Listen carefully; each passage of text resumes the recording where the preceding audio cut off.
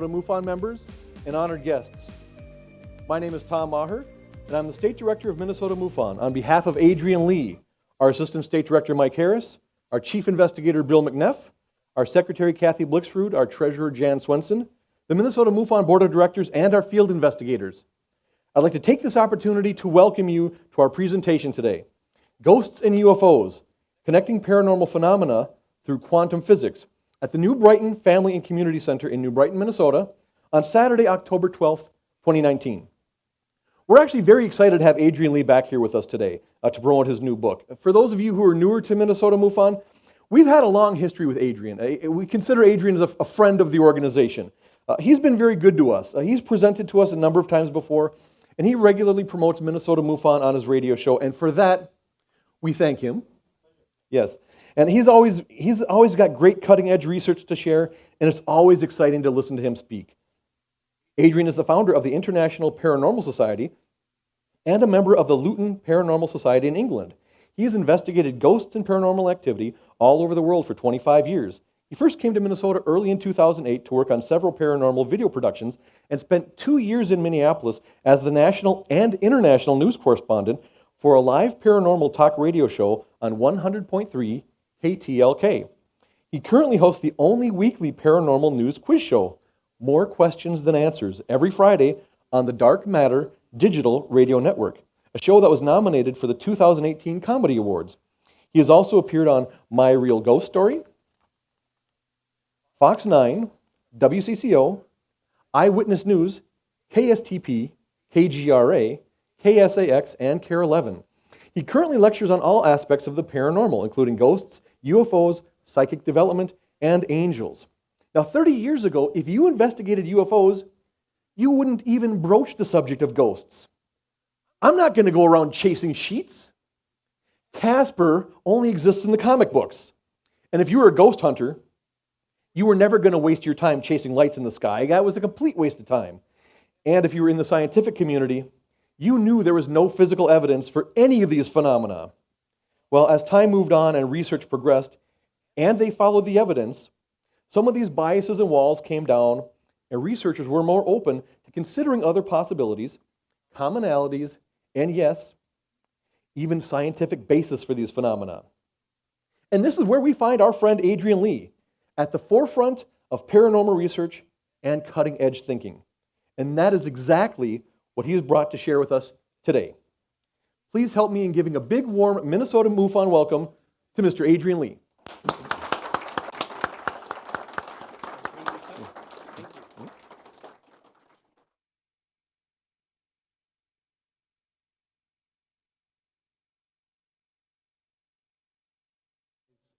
In the audience today, and they had the pleasure of reminding me that when they first met me now, it was almost 10 years ago. I can't believe I've been in this country for 10 years. It's remarkable. It's the longest I've ever stayed anywhere I've visited in the world. So it did bring back a few memories, and I suddenly realized how quickly time whizzes by, and I'm going to cover a little bit of time and how time moves in my talk. I am going to talk briefly about who I am, the things I'm doing, and then I'll run through what we're going to look at today. So I am the founder of the International Paranormal Society. We're a worldwide non-profit organization.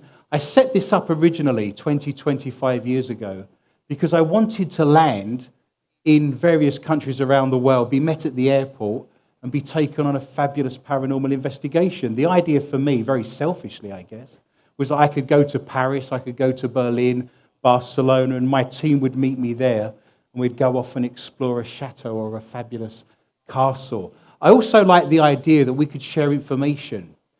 Progressively, my career in paranormal investigating, I've realized that people don't share information. It's very cliquey. I went to a convention not so long ago, and I won't make a mention of it, but everyone sits on their own, no one shares information. It almost reminds me of modernity when people were inventing motor cars and electricity and the light bulb, that no one shared their information and they were doing it in little pockets all over the world. But I don't think we can progress in the field of paranormal study. And remember, paranormal means it stands behind science, things that can't be explained, and certainly ghosts and UFOs are in that Venn diagram. But I wanted to share information. I wanted to further paranormal study by sharing everything we've got. It seems very odd that you'd want to keep those things to yourself. Perfect, there we go. I'm going to briefly talk about books I brought with me today and where I started studying the paranormal field. When I first came here, I had the opportunity to investigate some of the most haunted buildings in the whole of Minnesota. These are the buildings that you would have had to have been drawn to and dragged to as a small child. I'm sure everyone went on a school trip to Fort Snelling when they were younger, for example. And the SS William Irving, the Minneapolis City Hall, every major historic site in Minnesota is in that first book. And all I did was write up my experiences, because when I first arrived here, I'll tell you a brief story. The plane landed, and I was met at the airport, and I was driven 2 hours north into a place called Sauk Center, and we ended up filming at the haunted Palmer House Hotel. And I went down into the basement. It's my first experience of being in America, first experience of Minnesota. I'm in a small German-Irish dairy farming community. I walked down into the basement, and straight off the bat, a ghost told me to F off Limey, and I thought, welcome to America. I'm still here, never put me off. You've also got to remember, when I was investigating Fort Snelling, that building was built in 1819, 1820 to keep the Brits from coming down from Canada and retaking the Americas. And of course, I just go walking through the gates and start talking to all of these soldiers in spirit via my equipment and via my psychic skills. And again, I was told to F off, so that was very encouraging. But all I did was walk through the gates. It didn't take any effort to get into this fort. So this book, I'm very lucky that I have a background in history. All of my qualifications to the highest level are in history. And I write books that no one else writes. They're very, very unique, because via my psychic skills and via my equipment, which is, of course, empirical evidence, because you can hear what the ghosts are saying through the equipment, you're able to talk to people that lived in another time. As a historian, and I have written purely just history books. If you go onto Amazon, you'll see many books I've written that are just purely historical, and that is my background. In fact, I'm going to commit at this point, because I know what slides are coming. My background's in art history, would you believe? And there's nowhere to hide, because it's now on film, and you're going to see some slides a little bit later. And I recognize some of you in the audience from the fact that I've been here before, and I actually did a talk on UFOs in Renaissance art. So some of you may remember that talk. And if MUFON want me to come back and deliver that again, I'd be happy to do that.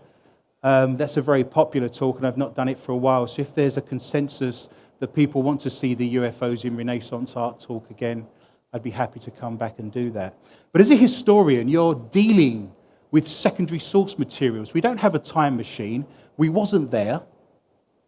We have to collate information from banking details, marriage certificates, death certificates, obituaries, newspaper articles. Anyone who's researched their ancestry or their family tree will be 100% aware of what secondary source material is. And we collate all the information, and then it's my job as a historian to deliver that in an accessible way.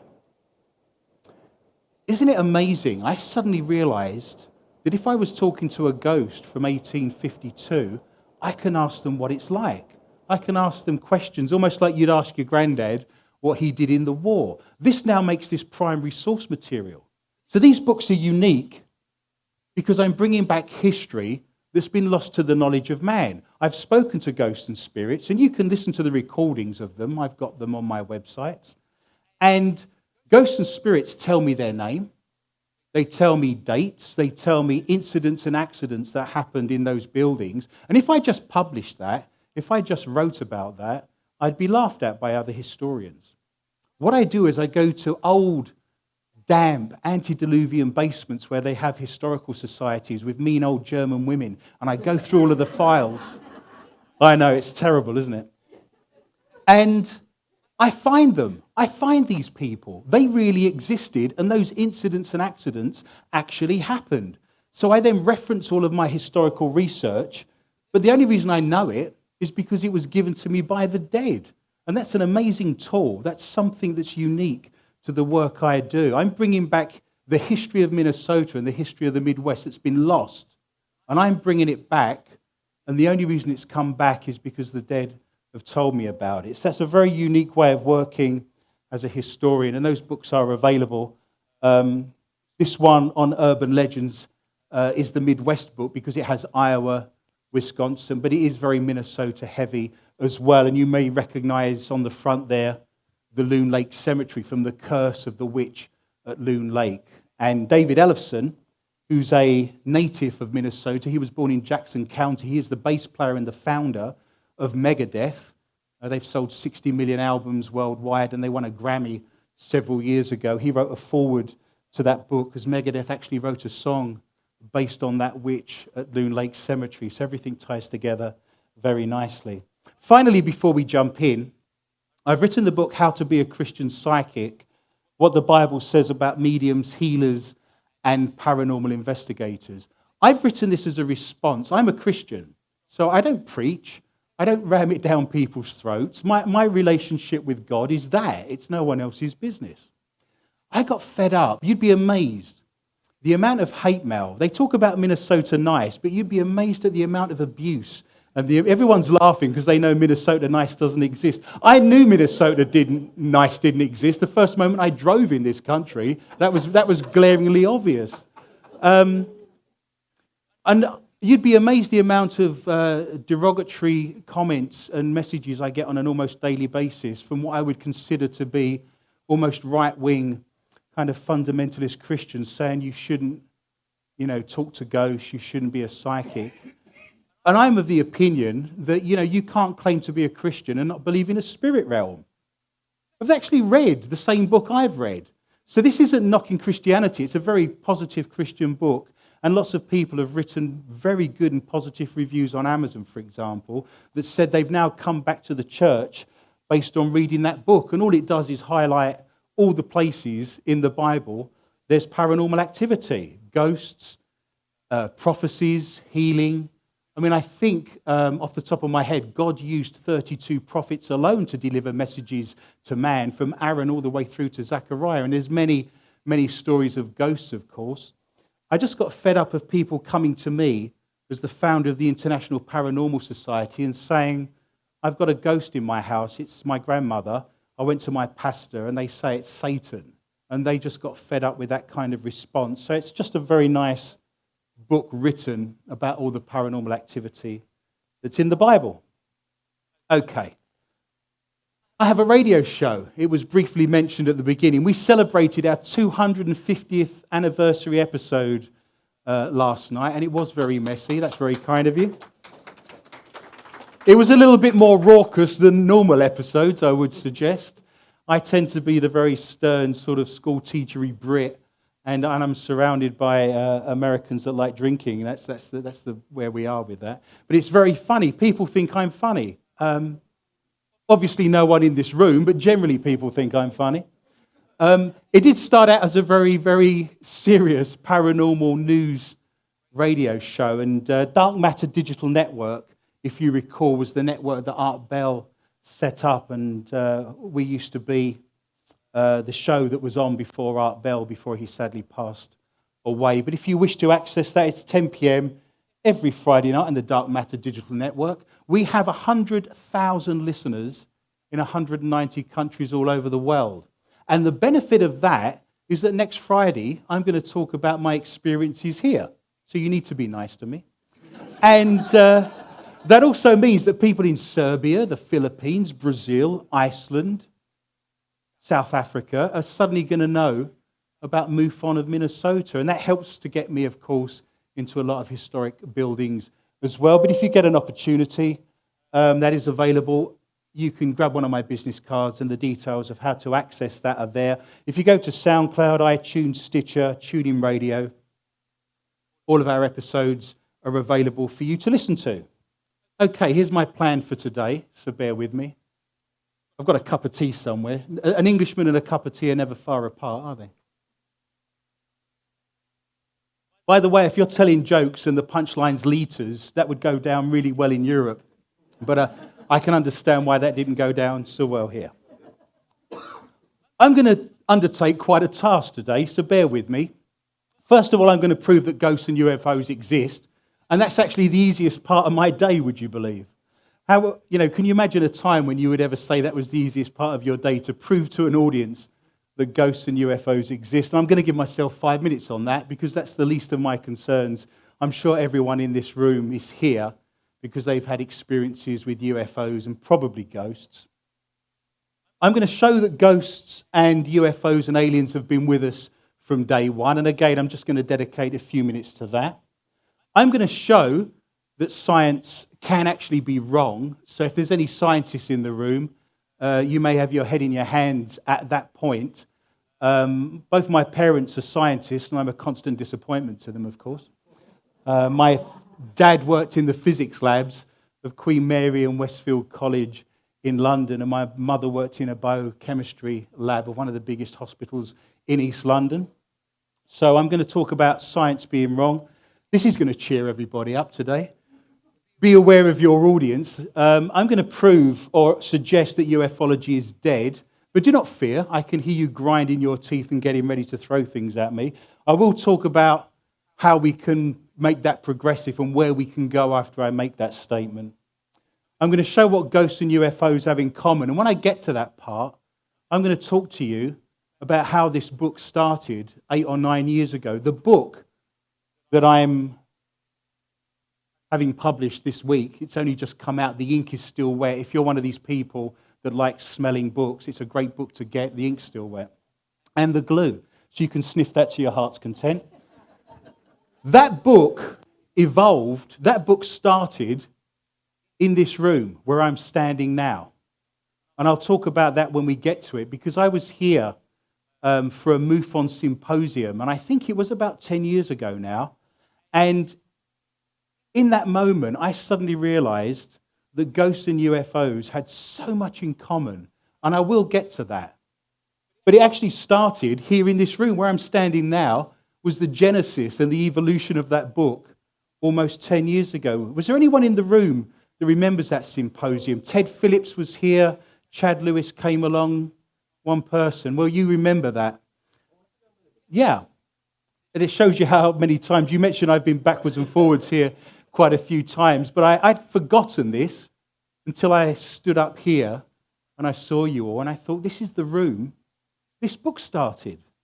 If you remember The Hitchhiker's Guide to the Galaxy with Douglas Adams, he got that idea because he was lying drunk in a field in Innsbruck, looking up at the stars with the book of, Hitchhiker's Guide to Europe in his hands. And this is my Austria, this is my Innsbruck. I'm not drunk, obviously, but this is where we are. I'm not going to lie down. I will tell you very briefly, my parents took great delight when I was a child of telling me, for some reason, this is almost bordering on child abuse, but my parents took great delight in telling me that I was actually conceived in Innsbruck in a field on a camping holiday. So firstly, there's the dangers of fresh air and hiking, bear that in mind. And secondly, I often wondered if that was the same spot that Douglas Adams was lying in when he... So I feel as if I had an affinity with this gentleman. My dad, when I used to do things wrong as a child, my dad used to, out of the corner of his mouth, say, bloody camping holidays, I spent the first 12 years of my life thinking he was saying campanologists. I thought he had a thing about bell ringers. I hadn't worked it out. So, I'm then going to explain how all paranormal activity is possible, whether it be miracles, whether it be ghosts, UFOs, healing. I'm going to tell you how all paranormal activity is possible. Now, just because I'm showing off more than anything, go out on a high, I'm going to prove to you that God exists. So this is my plan for the day, and hopefully we'll get through as much of this as possible. Okay, ghosts and UFO exists. I'm going to give myself 5 minutes. I think this is quite an undertaking, but you're already with me. You're halfway there, aren't you? So let's jump in. There are 2 trillion galaxies that are observable in the universe. That's only the stuff we can see. Imagine the stuff we can't see. This might account for 1%. So let's use that as our smallest figure. Astronomers estimate there's about 100,000 million stars in the Milky Way alone. So let's do some basic maths just to start us off. There's three types of people in this world, those that are good at maths and those that aren't.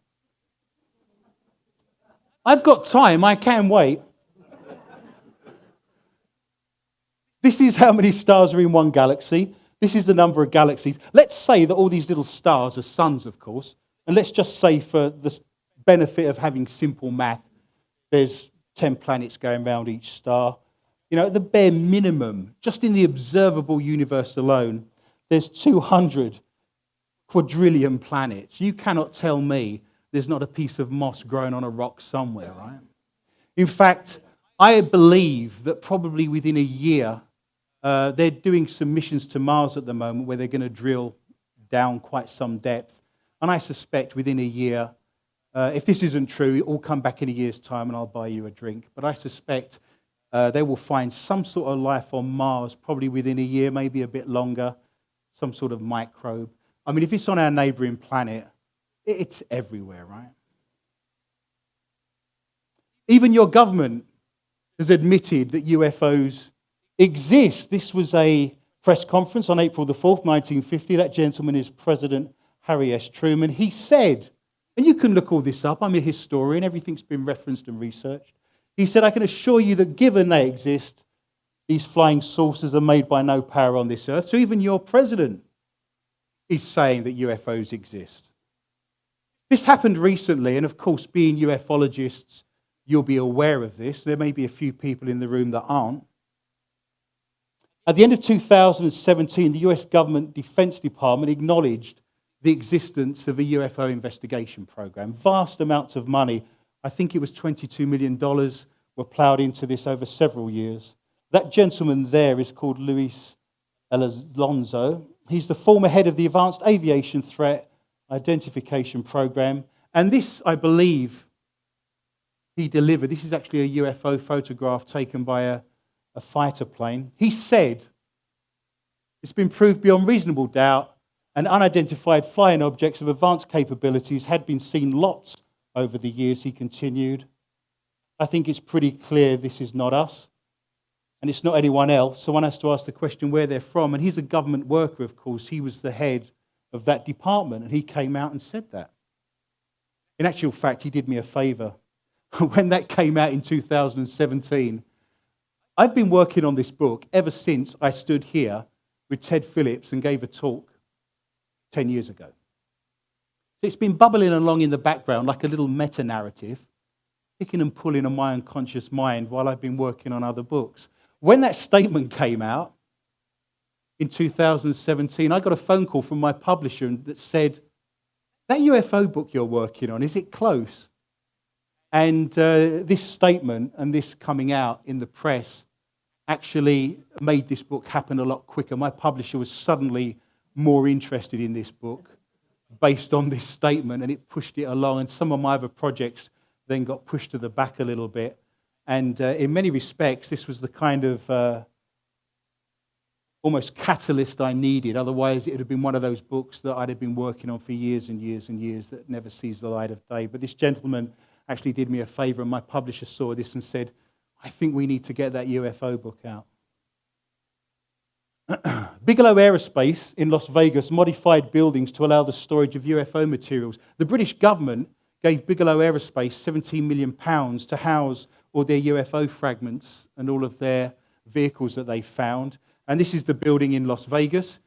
Las Vegas is a really subtle place to live, isn't it? You don't imagine Las Vegas to be in your face or anything. They decided to put this logo on the side of the building in case you weren't sure that they were housing UFO debris in there. But I guess that's Las Vegas for you. But this building does exist. There's a picture of it. That there is the logo on the side of the building. This was in 2018. British press revealed the Pentagon held files that showed secret agents were researching the threat posed by UFOs. More goes on in other nations to tell you what's happening in America than in America. If you want to know what's going on in America, read newspapers and media from other nations. And I get up every morning, I grab a cup of tea, I have the cat sat on my lap, and I read the British newspapers and the European websites to find out what's going on in the country I'm living in. Metals unknown to science had been recovered, tested, and placed into a private facility. A lot of the artifacts in here were actually found by civilians that were, or there were parts of vehicles that they think may have been destroyed by military presence. Finally, just in this section, before we move on, that gentleman you're probably aware of, that's Nick Pope. He said there's been a database in Britain of sightings, of course. We don't know how these alloys and other materials were obtained. We're told they relate to UFOs, and if they come from some sort of military encounter, as I just suggested, this is potentially very significant. However, we also know that Bigelow Aerospace, and you've just seen their building with the logo on it, acquired all sorts of UFO-related materials from civilian UFO research groups. So I said I'd prove that aliens and UFOs existed. I've given you the math. I've shown you how many planets there are just in the observable universe. I've quoted your own president who said they exist. And then we have buildings where they're housing UFO fragments and downed planes and vehicles. So let's quickly run on to ghosts. I've taken photographs of ghosts. I've been attacked by ghosts. I've interviewed ghosts. My history books are 85,000 words, and most of that is based on my interaction with ghosts, giving me historical knowledge that's been lost. So this was a photograph of a face that was blue. This was taken in the desk of the mansion, Fairlawn Mansion up in Wisconsin. It's an amazing building if you get a chance to go. It's a huge, spiraling building. It's got 36 odd rooms in there. It was built by a lumber baron, Martin Patterson, back in the day, and it overlooks Superior. It's such a vast building.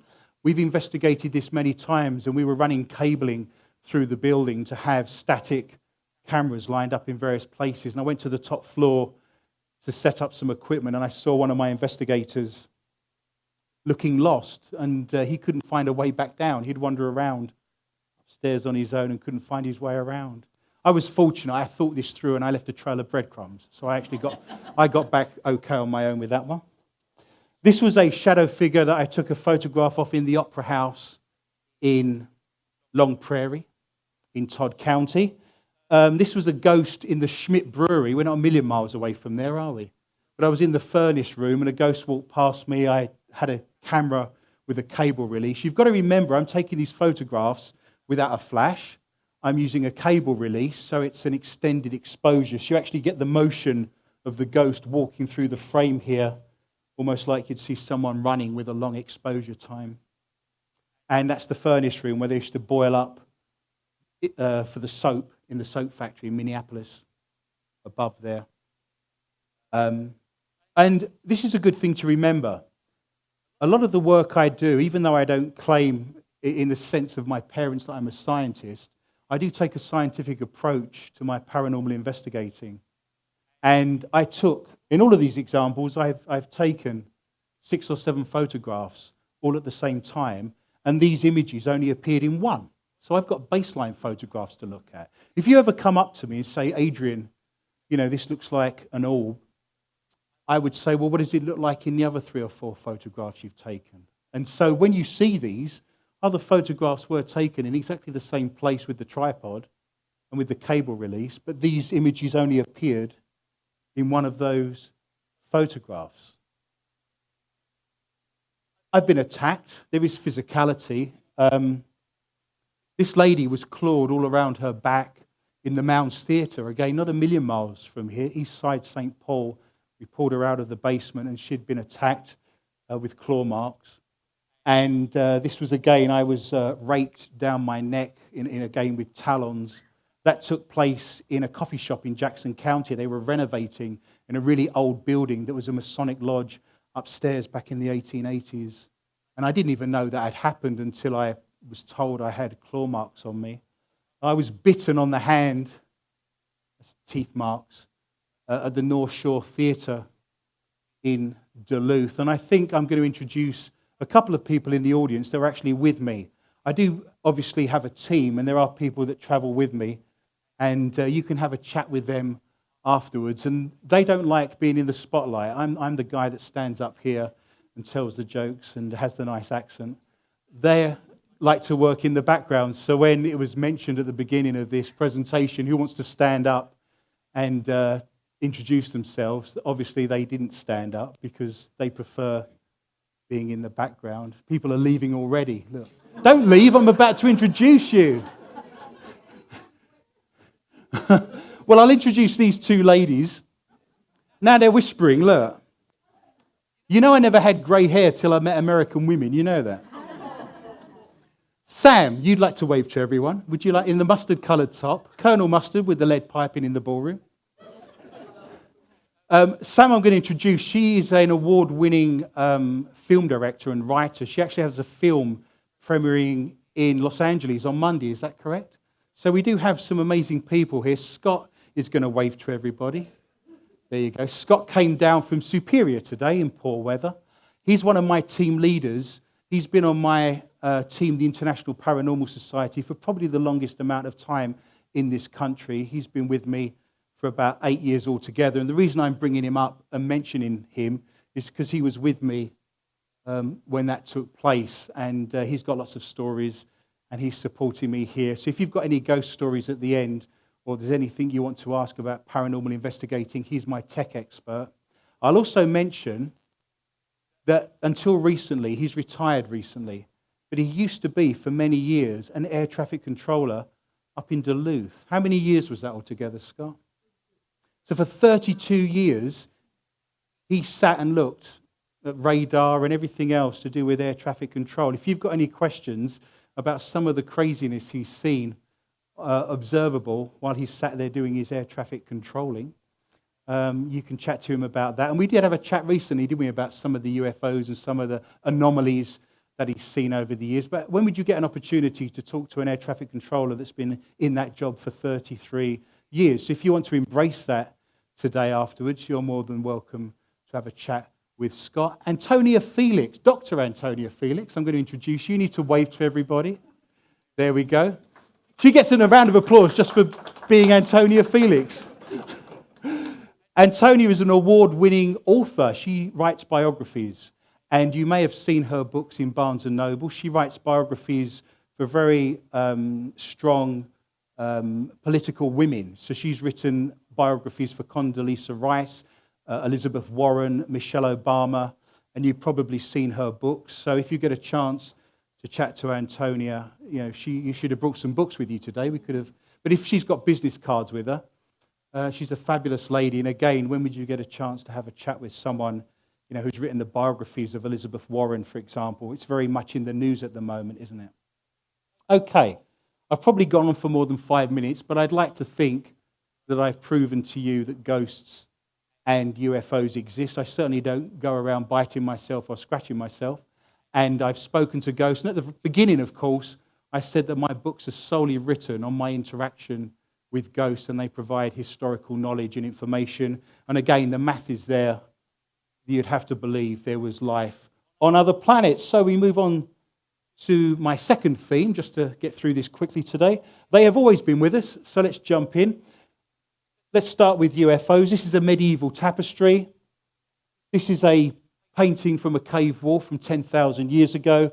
This was a photograph taken in the 1970s, and as you can see, we've got the same vehicle. So we've been documenting this pictorially since the first moment we could talk to one another and paint on cave walls.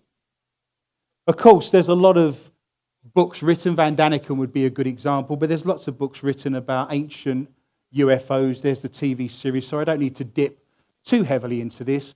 I just want to mention that this gentleman here, Livius, actually saw ships that shone in the sky over Rome in 214 BC, and it's one of the first actual documented cases of a UFO encounter.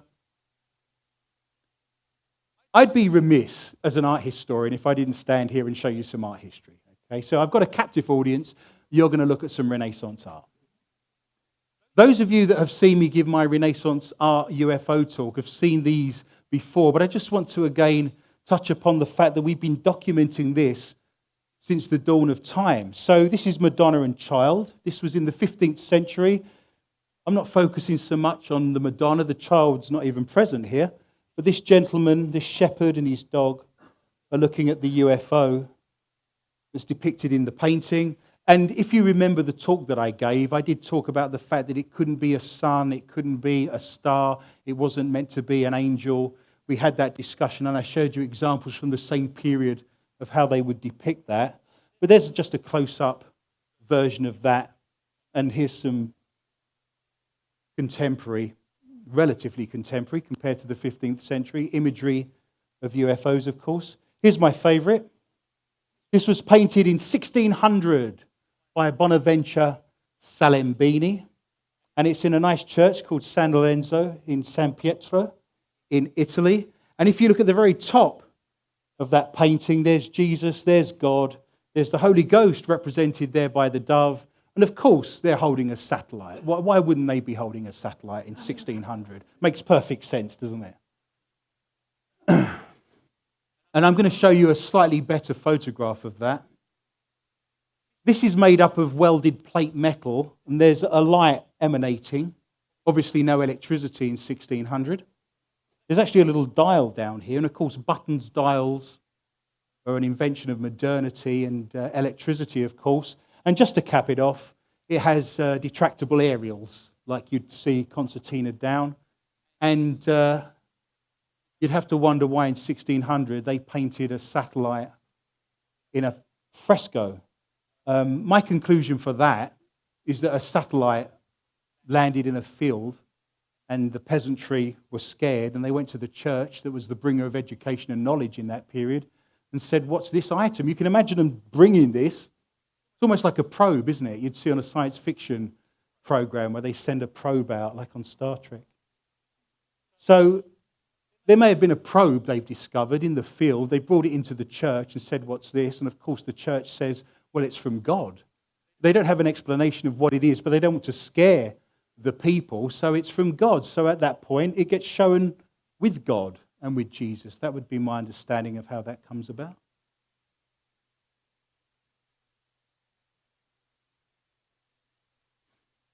Moving into the 20th century, of course, Flash Gordon, Buster Crabbe, War of the Worlds, E.T., the Jetsons.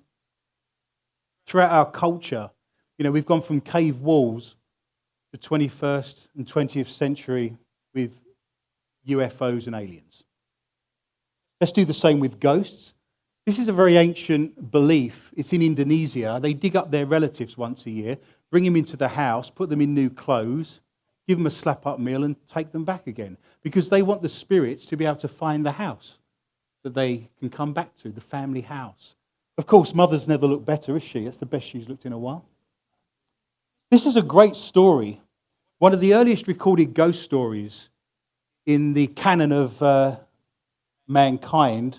This gentleman here, Pliny the Younger, actually documented this incident in ancient Rome. He bought a new house. He's on the outskirts of town. And a ghost appeared. And he was writing and studying. And the ghost pointed to outside. So he followed the ghost outside. And he's in his backyard. And the ghost pointed to a spot on the floor. So he went to the Roman equivalent of Menards and got himself a shovel. And he dug into the ground and he found a body. And he was convinced that the ghost was showing him where his body was laying. So that's one of the first documented ghost stories. Again, a similar time, if you recall, to the UFO stories, if you remember. And again, I'm not here to talk about all the places in the Bible where there's ghosts, but obviously that's an ancient text as well, and I'm quoting that there in Matthew 17, where King Saul raises the ghost of Samuel. That's a fabulous illustration by William Blake. This was a nice example of poltergeist activity. This is a famous case called the Tedworth Drummer, and the devil in a drum was banging all night long. And they attributed that to poltergeist activity. Of course, poltergeist means noisy ghost. And I guess if he's got a drum, that would fall into that category. But that was one of the first ever documented cases of poltergeist activity from 1668. Again, you've got Hamlet with the ghost. You've got the Canterville ghost with Oscar Wilde. And we move a bit more into the 19th and 20th century. This is great, isn't it? Dickens, of course, the ghost we get with the rattling chains going, woo, is all of Dickens' mind, his imagination. But this is a joy, isn't it? Marley's face had a dismal light about it, like a bad lobster in a dark cellar. It's a joy, isn't it? I'm going to mention him. I'm actually related. I did my ancestry, and I discovered through marriage that Charles Dickens is actually in my family tree. So I do promote him everywhere I go. I'm sure he speaks very highly of me. And again, we move into the 21st century, and I smiled at the back when Casper was mentioned in my intro, if you recall, because I knew I had a slide coming. And this film was from 1901. It's called Scrooge. That's the first film depiction of a ghost in the history of cinematography. And of course, we go all the way through to Ghostbusters. I wouldn't say I was obsessed with Ghostbusters. I've got the same amount of fridge magnets as everybody else, right? We're whizzing through this today, aren't we? So how do we study them? Now I'm going to make a lot of you unhappy. But I'm a fast runner. I think I'll get away with it. I'm going to tell you here and now that ufology is dead as we know it. And I've got good cause to bring this up. This does not happen anymore. This scene of a UFO crashed in a field doesn't happen as it used to. I've been to many UFO conventions in the last 10 years, including some here as well. And I was at one recently in Wisconsin just 2 or 3 weeks ago, and there were some very big speakers there. You'd recognize their names. You would know who these people are, and I'm not going to mention them today. We just do not have the same recorded contact with UFOs as we did in the 1950s and 60s. How many people have sat in this room and watched a speaker on ufology discuss cases that happened in the 1960s and the 1970s? Do you remember those cases where people had a vehicle, a UFO, land in their field and they threw rocks at it, or they walked up to it, or there was little aliens running around with their own climatically controlled suits with little helmets on? This just does not happen. When I sat through that talk in Wisconsin a couple of weekends ago, there was a list of speakers, all ufologists, and they sat there for the entire weekend talking about cases that had happened in the 60s and 70s.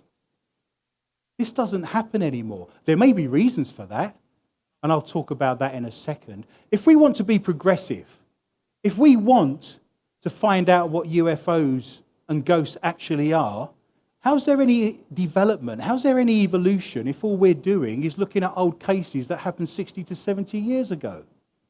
Because this came from the MUFON database. It was October last year, exactly a year ago. And this is just common for the sightings. If you read those reports, if you're a field researcher, you would know this because you're adding to these numbers. Number one, the most number of reports for October last year was a sphere. That was 185. Remember that only a small percent of people actually report their sightings, and then a smaller number make it to MUFON, right? 127 people recorded a circle. Star-like was 125. Oval, 72. Triangle comes in here at 72, but I actually think that's probably a military vehicle. You may be aware of the Dorito triangular-shaped UFOs with the red lights in the corner. I'm happy to have that discussion at the end, but I'm led to believe that that's probably a Black Ops military vehicle that in 10 years' time will be told exists, like the stealth bomber. Where in any of this is that? It's all lights and energy. This doesn't exist anymore. So we have to be aware that we have to change our thinking and look at other ways of studying this. Otherwise, we're spending all our time looking at cases that happened 60 to 70 years ago. And would you sit there and say that's progressive? Would you sit there and say that's taking us further down the road? Because ufology has a problem, and I'm going to outline that for you. Ufology pretty much started as an area of study, specifically by the government, by two things. First of all, there was the Foo Fighters, those balls of light that would circle craft during the Second World War. In the late 1940s, there was a phenomenon called the Swedish rockets. And all of a sudden, there was governments thinking to themselves, hang on a second, is this Russian? Have the Russian got aircraft? Have the Russian got missiles? Is there things that we don't have? They started studying ufology as a proper area of study, as a proper area to look at due to these phenomena, because they wanted to get ahead of the game. They didn't want to think for one moment that the Russians, who were suddenly becoming enemy number one in the Cold War, of course, they didn't want to think there was technology the government was missing out on. So it became an area of study. They thought they would resolve this in a couple of years. They thought if we studied this in the late 1940s and early 1950s, and you know all the different projects that were put in place, I don't need to list them all here. It led to Project Blue Book, of course. And they thought this could be resolved fairly quickly and it wouldn't take that long. Well, here we are. It's 2019. Are we any closer to knowing what that is? Are we any closer to knowing what this is? And this happened in the 1940s. So surely, what's that phrase? If you keep doing the same thing over and over again, expecting different results, right? Because we're no further down the road. There may be a reason why we're not seeing UFOs landing in fields right now and people walking up to them. It may be down to the fact that in the 1950s, our psychology of perception, the things that we were aware of in our culture and around us, we had an understanding of flying saucers. We had an understanding of what these vehicles could look like. We'd seen aircraft, our own aircraft. That's a Liberator. We know what plate metal looks like when it's welded together and it's shining in the sun and it's, I was going to say aluminum. There we go. It's always funny, isn't it, when an American corrects an Englishman's English? That happens a lot, I would suggest. So we had an awareness. It's in our culture. We're seeing these vehicles because it's all around us. We're getting a sense of that. I'll give you an idea of what that's like. We're going to talk very briefly about the psychology of perception. You see the world in a completely different way to how your great-grandfather would have seen the world, to how our relatives would have seen the world. We now have Fisher-Price toys, we have G.I. Joe, we have Barbie, we have our Xboxes, we have our computers. We grow up in a very three-dimensional world and we're aware of what that is. That wasn't the case for our ancestors. I'm going to give you art history whether you want it or not. One of my favorite all-time artists is a guy called Masaccio. He died when he was very, very young through TB, consumption as they would have called it back in the day.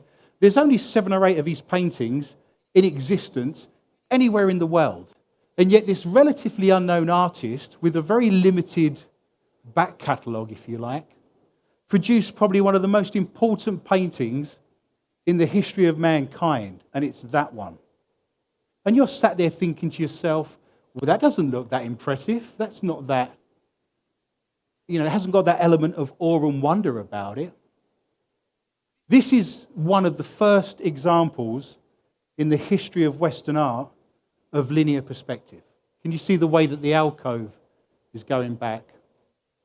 Do you remember when you was at school and you went to your art lesson and you was really enthusiastic and you thought, wow, we're going to do painting, we're going to do clay, and your school teacher gives you a ruler and a sharp pencil and says you're going to do a railway track going off into the distance and you're bored, because you've got to do horizon, vanishing point. Do you remember all of that? He invented that. That didn't exist before him. Just to add, because he's showing off now, the church, of course, pays for all of the paintings to be put on their church walls in the Renaissance. And he actually included the portraits of some of the individuals that paid for the painting to be done. They're buying their stairway to heaven, to quote a very famous English band. So not only is this one of the first examples of linear perspective, it's also one of the first examples of portraiture. You can't believe, sat there, can you, that someone had to invent portraiture and perspective, but this gentleman did it. The reason I'm showing you this is because when the peasantry came off the fields, they had no understanding of how this worked, and they walked around the church, and it's a fabulous church, I've been there many times, the Santa Maria Novella in Florence. They walked around the outside of the church because they thought they'd built an extension. And you're laughing and you think that's funny, but now we move to holograms, because how many people in here saw their first hologram, couldn't work out what was going on and had to put their finger on it? Because that's exactly what they did. So you get an understanding of, if your brain hasn't experienced it, if your brain hasn't seen that before and has no knowledge of it, it can't process it. It doesn't know how to process it. So I wonder if some of the 1950s and 60s crafts we could view, because we had an understanding of what a flying saucer was and we'd seen them in our culture. I had to include, of course, the hologram from Star Wars. You're my only hope, Obi-Wan. These are not the droids you're looking for. That's my best Alec Guinness. I promise we're not going to do any more impressions today. Again, I will mention this. People think that this is an urban legend, but it's actually true. And here's the quotes from his diary. This gentleman is called Joseph Banks. He was a botanist on Captain Cook's voyage to Australia in 1770. And he wrote in his diary, he couldn't believe that when they were sailing along the coastline, that the local natives never even recognized or acknowledged there was a boat there, because they'd never seen anything like that before.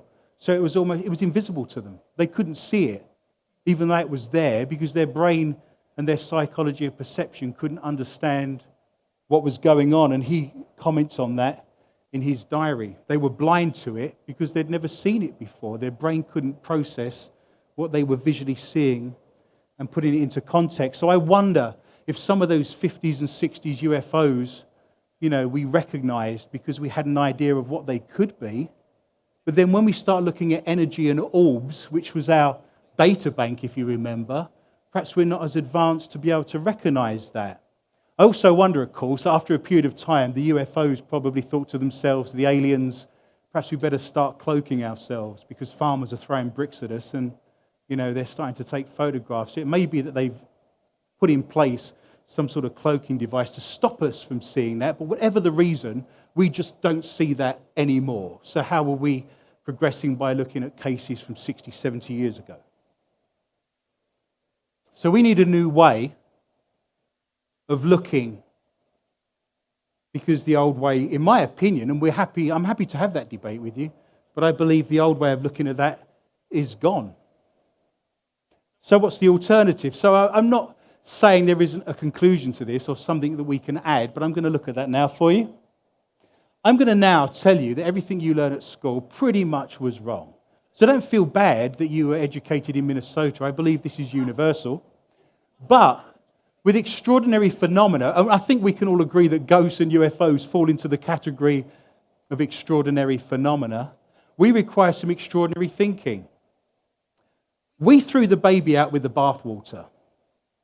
Our great-grandparents believed in ghosts. They believed in UFOs. If anyone saw that fabulous newspaper article about the UFO that went over Sleepy Eye at the turn of the last century, I think it was 1898, somewhere around there, they said a vehicle went over the sky, and it was just very matter of fact. That vehicle, they believe, then crashed in Austin, Texas, and they've done TV shows on that. And if you go to the cemetery, there was pilots, they said, of that vehicle that weren't from Earth, and they just buried them in the cemetery. It was all very matter of fact. But we seem to have got into this idea that if science can't prove it, it doesn't exist. Because when people come up to me and say, I don't believe in ghosts, they're bringing that from a place of science can't prove that there's ghosts. But we know that science can be wrong. I had a poster of this on my wall as a child. I'm going to give my age away because that poster was in black and white back in the day, but I did have that poster on my wall. I was told when I was a child that there's 9 planets, and here's the Earth, a little blue marble. In 1992, we launched the Hubble telescope. I think, and it changes almost on a daily basis, so the number I'm giving you now is fluid, but I'm led to believe there's between 4,000 to 5,000 exoplanets that they've discovered now in the observable universe. So when this poster was on my wall in the 70s and 80s, there was only 9 planets. But we now know there's thousands and thousands of planets. That doesn't mean those planets didn't exist.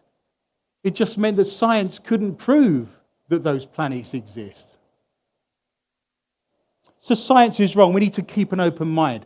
I'm going to give you 10 minutes of contemporary science that's going to blow your mind. Things that are happening now and are being studied right now. And my book has freshly been printed, and these things are contemporary. So let me run these by you just to show you that science can be wrong. Did you know that particles can pass through a mass? That means that I can walk. I have mass. I have slightly more mass than I used to because the food in this country has given me more mass. But I can walk through other mass. I can walk through that wall. Science now proves that I can walk through that wall. Contemporary science now says particles can actually pass through solid matter under the right circumstances. This process is quantum tunneling and occurs when a particle passes through a barrier. Scientists have measured electrons escaping from atoms without the energy to do so. This is comparable to jumping through a wall. Let that sit with you for a second, because science can now prove that ghosts can be solid and not solid, not physical at the same time. I know they're physical. I've had stuff thrown at me. I know they're physical. I've been clawed. I've been bitten. I showed you that at the beginning. But I've also seen ghosts walk through walls. I often wondered how a ghost can walk through a wall, but I also hear a ghost's footsteps in an empty building. Because those two things don't sit together, do they? So we now have science to prove that this is actually possible. Now, let's apply that to aliens and ufology.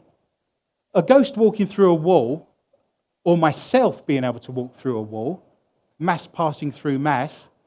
Have you ever wondered how someone who's abducted manages to get drawn into a UFO through their ceiling, through the roof line of the house, and into a solid vehicle?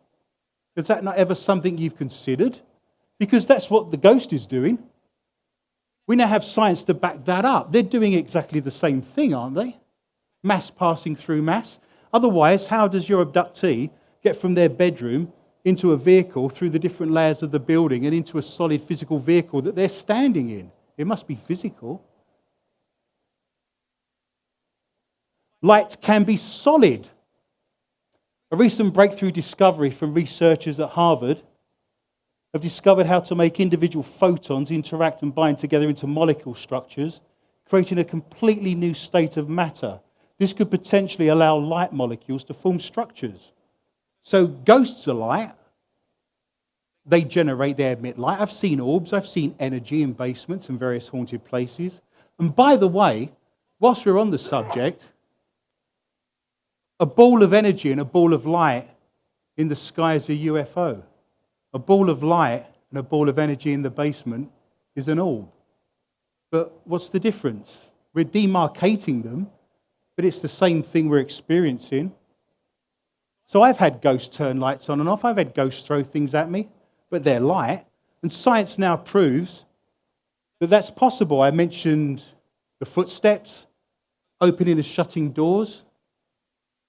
I think the biggest thing to come out of this, and I think you need to be made aware of this is a really exciting and fantastic discovery, because this now allows us to have lightsabers.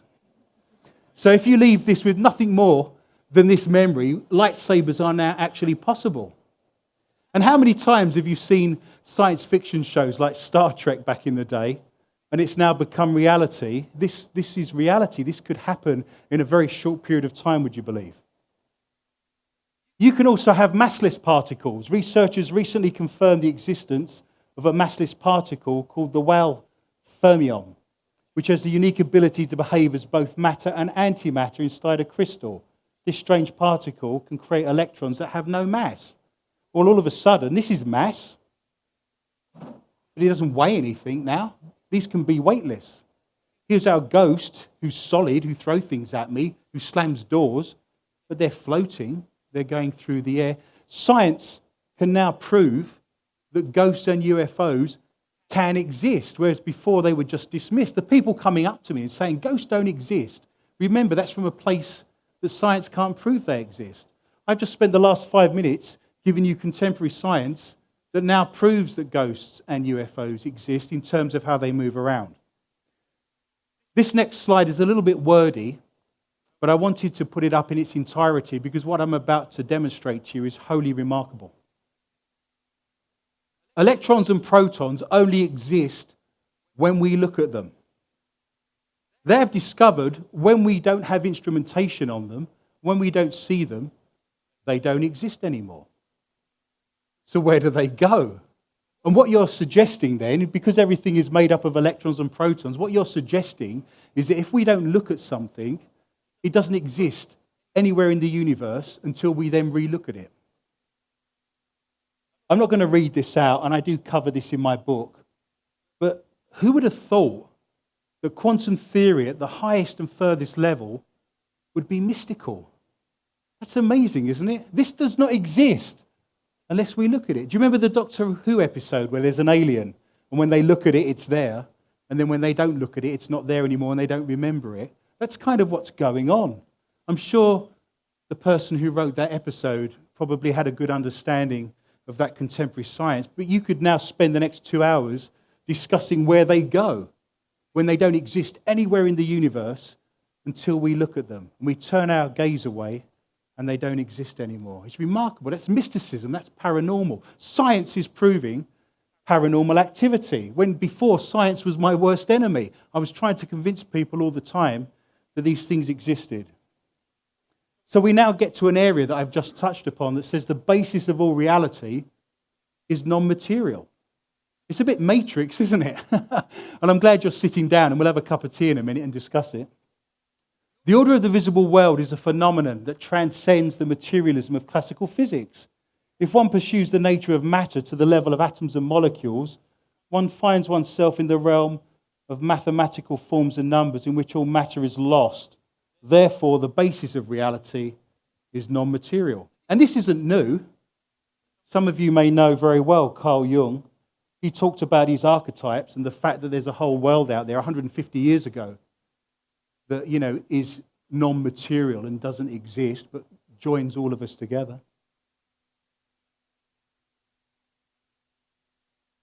Having given you the hard science, I'm now going to tell you about my journey, and I'm going to draw all this together. I was invited 10 years ago to stand in this spot. And we had a table here. And it was a symposium, and various speakers were present at the time. One of those gentlemen was Ted Phillips. And if you know your ufology, some of you may have met Ted Phillips. I'm sure you know him very well. I was a little bit embarrassed because Ted Phillips was sitting next to me.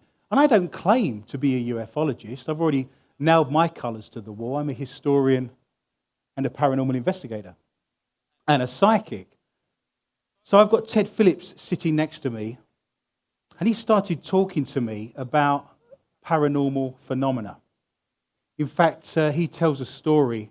He told me that he was investigating a case where a UFO had landed, and he was doing the research of the trace evidence of that, which was, of course, was his specialism.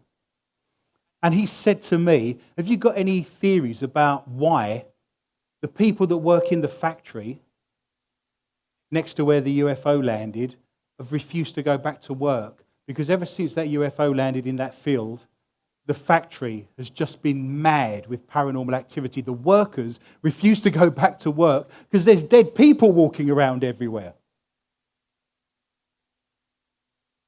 And then I thought about the idea that this is my equipment case. This is the case I use for my paranormal investigations.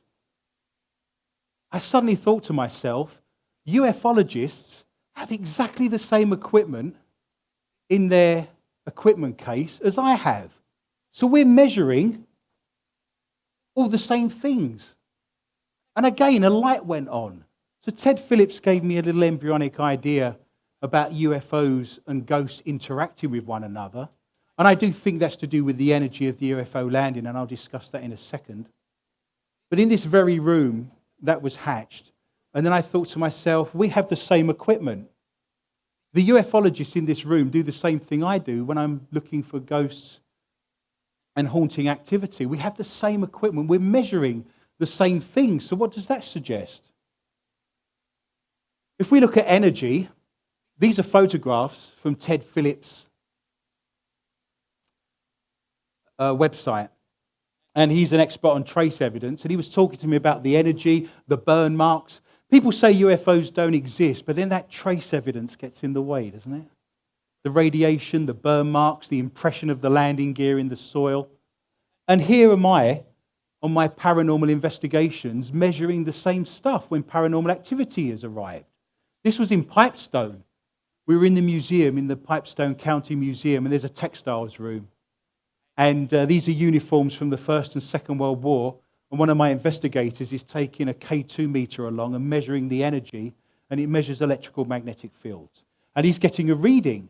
There shouldn't be anything in this area that provides a reading for high electrical magnetic fields. That's getting up to 15 to 20 milligauss. Seconds after that picture was taken, a spirit grabbed that investigator by the arm and threw it on the floor, threw his arm down, and the K2 meter went flying. So someone was unhappy that we were doing that. In fact, he gave a very Minnesotan response, and you may recognize this. He's a farmer, and seen everything, done everything, good old boy. And he just got attacked by a ghost. It threw his meter across the room. And I'm looking at all of this taking place, and he turned around to me, and his face was ashened. All the blood had drained out of his face, and he said, "I'm going outside for a cigarette." So I got out of his way. Go on then. It was very matter of fact. And again, we're measuring energy. In fact, that's your left hand, I believe, Scott. Would you like to put your left hand in the air so we can all look at it? Look, exactly the same. Short, stumpy fingers. He's from Wisconsin. You're laughing. When I'm in Wisconsin, I tell that joke about Minnesota. But we're picking up electrical magnetic fields in a disused bank in Long Prairie. There shouldn't be any reason for that. So we're sharing the same measuring equipment and getting the same responses. Empirical evidence is what we're recording there. You may remember the Claude Edwards case. Having just said, I don't like the idea of looking at cases from the 1960s. It's not pushing us any way forward. This is a nice example for me in terms of showing energy. If you remember the famous Claude Edwards case from 1967, he went out to feed his cows, and here's the field. And the cows were looking in a certain direction, and he followed their gaze. And there was a mushroom-shaped UFO with a little stalk coming out of it, there where the X is marked. And he walked up to it. He wanted to explore. He wanted to find out what it was. And he couldn't get that close to it. There was a force field that stopped him pushing his way through, if you remember. And he did what any self-respecting farmer would do, and he got a rock and threw it at it. And it bounced off of the hull, which is good news because that shows it's physical, right? He also said there was little green penguin-like aliens that were kind of waddling and flapping around, and they had a little black face mask. And when they saw him, they all ran back into a little door in the stem, and the stem went up, and they disappeared inside the vehicle. The thing about this case, and again, Ted Phillips was studying this, Claude Edwards didn't want any publicity or his name mentioned in anything. The only reason we know this now is because he sadly passed, and then that information came out. I want to express that upon you because he didn't look to make money out of it. He had no reason for making it up. He didn't want any publicity until after he died. So he's got no ulterior motive. He's got no reason to be making this up. But I want to share this with you because that sense of being stopped going into a building or into a vehicle, that force field of energy we've experienced on paranormal investigations. There's been buildings I've walked into. The famous balloon house in Jackson County at the Pioneer Village is a famous example where I walked in, and it was like trying to walk through molasses. It was such a resistance against me in terms of paranormal activity.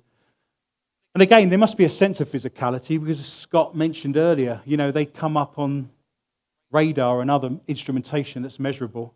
And again, Stefan Michalak, he was a geologist, and he was out in the woods looking for stones and rocks with his little hammer. And a vehicle landed. Looked like this. This is one of his drawings. And he walked up to it. He took his glove off and he felt it. And it was solid. And he said it was smooth. There wasn't any join marks. It was a very smooth feeling vehicle. And he looked inside the door. And he said there was lots of flashing lights and little buttons, almost like a panel on the Star Trek, on the Enterprise, I guess. And he was standing next to a vent, and all of a sudden it vented hot air, and it set his clothes on fire. He had to pull off his vest and his shirt, and everything caught on fire.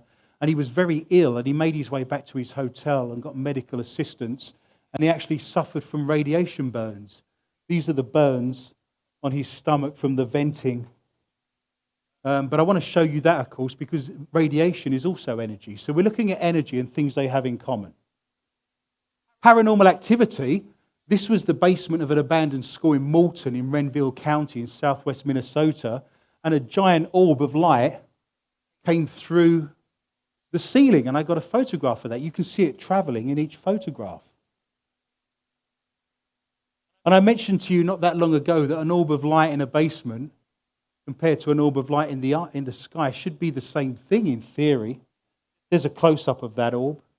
Again, this is one of Scott's photographs. You can't see it very well in this particular image due to the projector, but there is a oval-shaped energy over the rocking chair. And if you're wondering what all this creepy stuff is back here, this is an abandoned hotel in Redwood Falls called the Francois Hotel, and they now have a charity event there where they do a Halloween house. So this was in the basement, but they've done it up like a Halloween house. But we got to explore it because it was a haunted building and very historic. So I'm comparing the energy of ghosts to the energy that's used by aliens and UFOs. And if you remember what Einstein said about energy, he said energy cannot be created or destroyed. It can only be changed from one form to another. Now, skeptics in the room, and I know there's one or two of you, will say, well, of course energy is transferred when you die. It gets transferred into food for worms and microbes because you're buried and all those things come and eat you. Woody Allen said, I'm not afraid of dying, I just don't want to be there when it happens. It also gets turned into trees and plants. Have you noticed that some of the nicest looking trees and plants grow in the cemetery? Well, the compost is really good, right?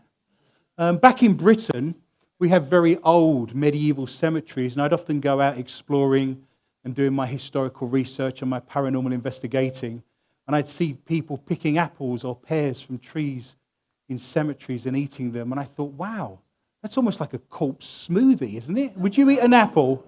In my vivid imagination, the roots of that tree are going through eye sockets and rib cages. So be aware, if you're eating anything from a cemetery, I'd leave that well alone. But it proves the point that, skeptics would say energy is transferred. And of course, if you get cremated, you get turned into heat and light, right? What if some of that energy is absorbed into the surroundings, is absorbed somehow around us? And I'll give you an example. Every single person in this room, I bet, has experienced this. You've been invited to somebody's house. It's a dinner party. Imagine it's the 1970s. You're going for a fondue and a game of Twister, right? I wouldn't remember that, but some people might. You ring the doorbell, and the gentleman of the house opens the door and says, oh, come in, have a drink. What would you like? I'll take your coat. And they're very cheery. They're very happy. Something feels a little off. Something feels a little strange. We've got this, ability to sense when things aren't right. And that ability to sense when things aren't right has kept us alive. We're all in this room right now because our relatives had this sense and it kept them alive. If this wasn't something that we had running through our DNA, there'd be saber-toothed tigers and all nasty things out there trying to eat us at the moment, and they don't exist, they're gone. We're here and we've survived because we have this instinct to know when something's not quite right, and it's kept us alive. It's the sole reason we're standing all in this room right now, and there's not a myriad of large animals out there with sharp teeth wanting us for their dinner. Seconds before you rang the doorbell, there was a tableau, there was an incident played out in that house where the wife of the house says, I can't believe you're wearing that shirt. You could have at least ironed it. It looks terrible. What was you thinking? You always complain about my shirt. My mother bought me this shirt. Ding dong. Oh, hi, how are you? Come in, would you like a drink?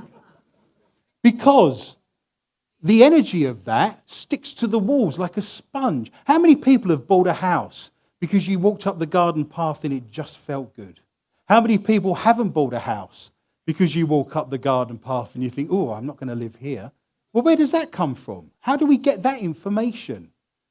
Don't have an argument in your bedroom. If you have to have an argument, go to another room in the house, because that's where you try and relax and that's where you try and sleep, and you're putting all of that energy into the walls. Energy. Here's the present. This is the dawn of man. I'm going to quote Douglas Adams by saying this is when we thought it was a good idea to climb out of the trees, and how fabulous it was that we suddenly all had digital watches round about here. I've been investigating ghosts and paranormal activity all over the world for the last 25 years. I've been to places that are thousands of years old. I've been to the equivalent of Stonehenge, Avebury. I've been to the Rollright Stones in Oxfordshire, thousands and thousands of years old. Yet, every ghost I've ever interacted with, anywhere in the world, has never gone further back than about 1850. And yet we've been,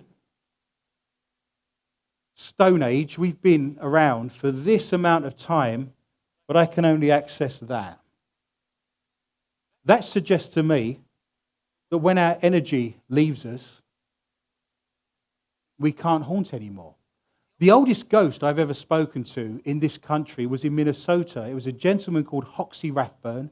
He came from the 1850s. He died, I believe, in 1858, which correct me if I'm wrong, but that was when Minnesota was founded as a state. Correct in thinking that, right?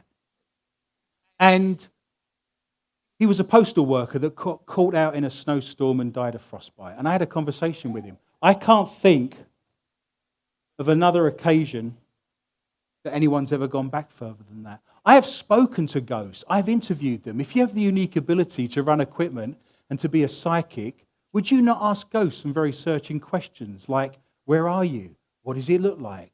What happens to you? What can you see? And I've done that. Beyond asking them their name and who the president was and what the date is and did anything happen in this building, when you've got them on the line, so to speak, I've asked them questions.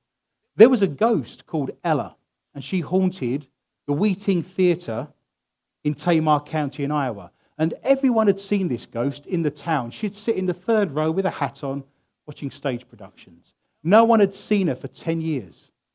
And I went into that building with my equipment, and a gentleman came through who was a soldier during the First World War, and he gave me his name. It was Emanuel Dvorak, and I found him. I actually found him. He did come from that town. I've got a photograph of the guy, and I know where he's buried. But obviously, when I go into a town, I don't know all the people that's ever lived there.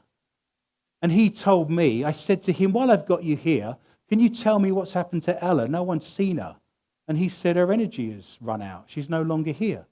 And I said, so when your energy runs out, does that mean you can't haunt anymore? And he said, yes. I was in the railway depot in Red Wing, and I was having another nice conversation with a female spirit, and I was getting on very well with her. And I said, what happens when you have no energy left? And she says, you die. So a ghost is telling me when their energy's gone, they die. I've got the bad news of telling you today that you are going to die twice.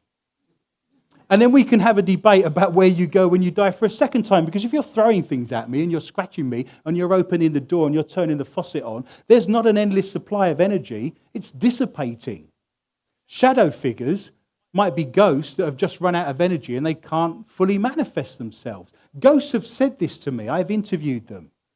If this didn't happen, if energy doesn't dissipate, I'd be seeing cavemen walking around, wouldn't I? Because we've been cavemen for this amount of time. And I just do not see that. It just does not happen. So I'm proving that ghosts are energy. And energy is information. We've just seen that from Einstein. I'm going to talk to you about one of my UFO encounters. I was going south on 71, just south of Wilmer. And if you know that area very well, I was coming down from Belgrave. I was coming around Wilmer, and I was about to drop south to go to Olivia.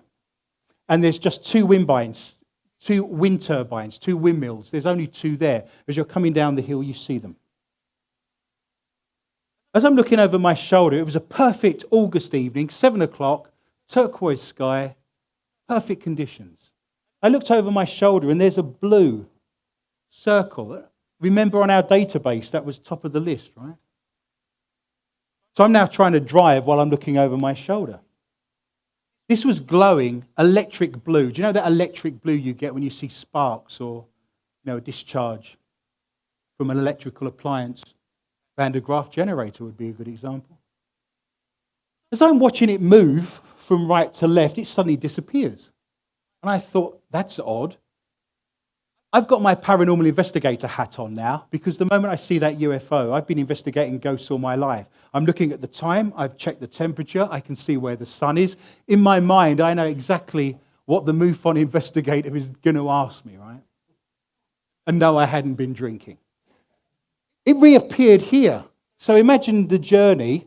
It disappeared, but imagine it was still visible. It reappeared where I thought it would be if I could see the journey. It disappeared again and then reappeared. I thought when I first saw this, it was the size of a basketball.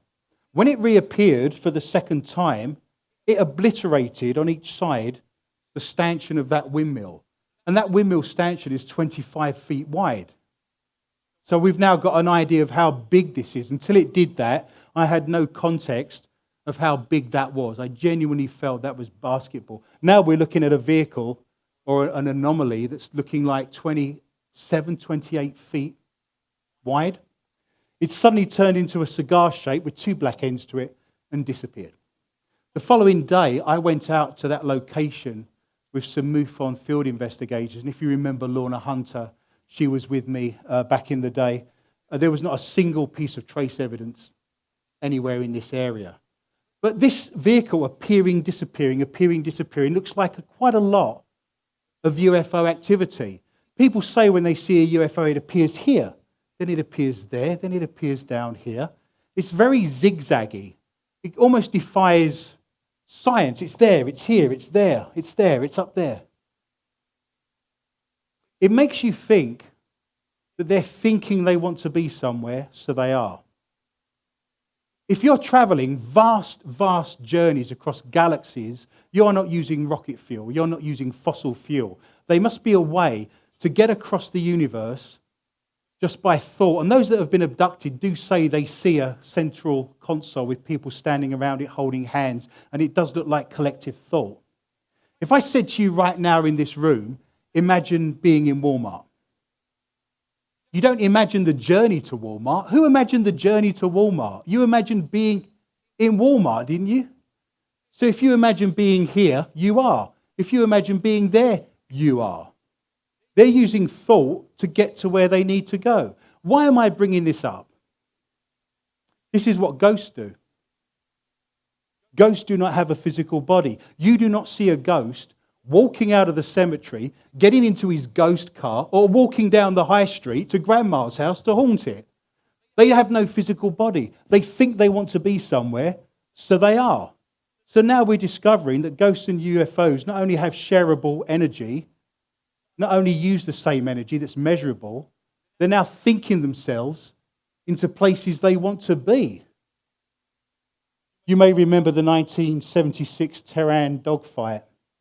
And again, it's just one example of fighter planes that were scrambled to intercept a UFO, and the UFO's doing this, and they just can't get any kind of missile guidance on it. It's moving too quickly. It's moving by thought, I would suggest.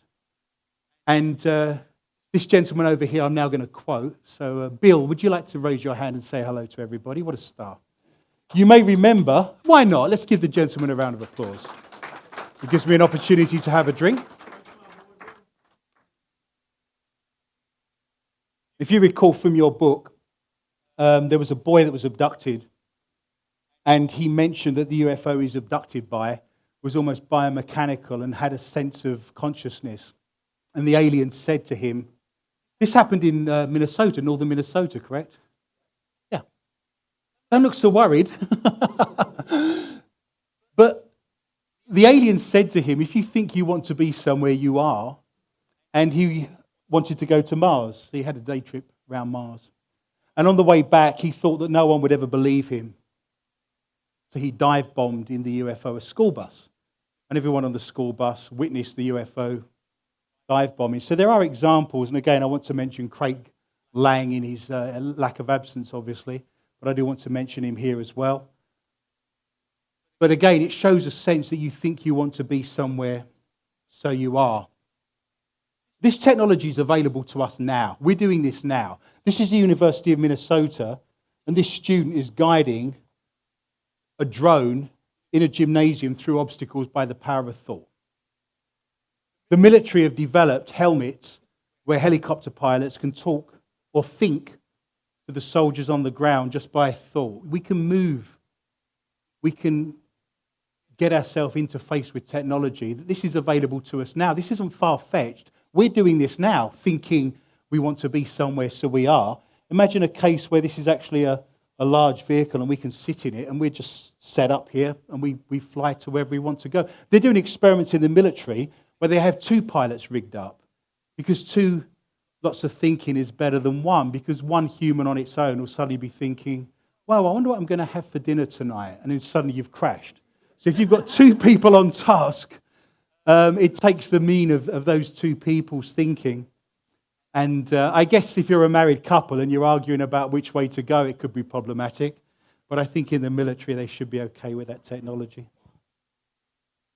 I've got 5 minutes before we stop, and I'm going to draw this to a conclusion. I'm going to bring all these parts together and show you how all this is possible. But I'm now going to explain to you an incident that took place, and I witnessed myself. I was in Redwood Falls in the cemetery. We're doing a paranormal investigation, and you may be aware of this because MUFON investigated this very thoroughly. This is one of the few cases anywhere in the world where we actually had equipment laid out for a paranormal investigation, and when the UFOs went over, it messed around with our equipment, so we actually had empirical data. And of course, when you research UFOs, it's all retrospective. You do it after the event, I guess, unless you stand in a field with a drum and a laser pen and hope something comes down, which I don't recommend you do, by the way. I'm happy to sit in a basement and say to dead people, come and say hello, come and meet me, because I know what they are. They're humans. I know what it is to be dead. I've seen dead people. I've witnessed people die. I know what it is to be dead. And so I'm happy for me to say, come and say hello, come and tell me who you are, because I've got an idea who they are. We share humanity together, don't we? It's your grandparents. It's you when you're dead. If I stand in the middle of the field and say, come and say hello, come and tell me who you are, I don't know what's coming at that point, and I don't share humanity with that, so I'd be less reluctant, I guess I'd be reluctant to do that. But I'll just mention very briefly, in the few minutes I have left before we take a break, we stood doing a paranormal investigation. Suddenly all my equipment was going wrong. The GPS couldn't find a location. The compass was spinning round. I've got a scanning device that I'm struggling with here, a ghost box where we get voices come through, and it was making noises I'd never heard before. It was pulsing. It was going whoop, whoop, whoop, whoop. We had static meters going nuts. We had EMF meters lighting up like Christmas trees, and I'm sat there in the middle of this thinking, what on earth is going on? So I look over my shoulder, and there's a UFO. And it's burning a brilliant fiery yellow. And for 5 minutes, we trace that with the night vision camera. We're recording all of this. We're recording our paranormal investigation, right? And you see this very erratic flight pattern. And I'll play this for you. And it lasts for 5 minutes. So we're sat there thinking, wow, that's very odd. But we're making notes. We're paranormal investigators. I'm taking a note of the temperature, the wind direction, the things you're going to ask. A minute later, this disappears out of sight. A minute later, a second one comes along. This one's red. And it does exactly the same erratic flight pattern. Exactly the same movements, like a carbon copy, and disappears. And we thought, wow, wouldn't it be fun if that happened for a third time? Well, lo and behold, it did happen for a third time. And another yellow ball of fiery light kind of had this erratic pattern, exactly the same flight path, and disappeared. This was a unique encounter. It was prolonged contact for 25 minutes. There were 6 credible and experienced individuals. There was 2 doctors, 2 authors, a historian. We weren't a group of rednecks drinking beer outside of a trailer home. You see what I'm saying? It left measurable empirical data in real time.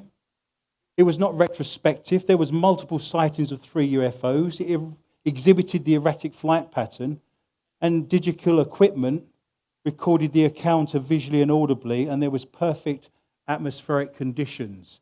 So what I'm going to play for you when we've finished our break, we'll come back and I'm going to play for you 2 or 3 minutes of that footage, and then I'm going to draw to a conclusion and bring all this together and talk about collective consciousness and how all this can happen and tie all that together. So if we take a short break, how long have we got? 10 minutes? 5 minutes?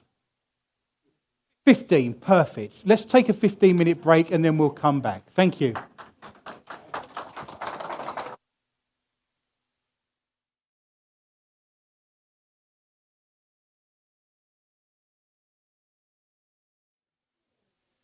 Okay.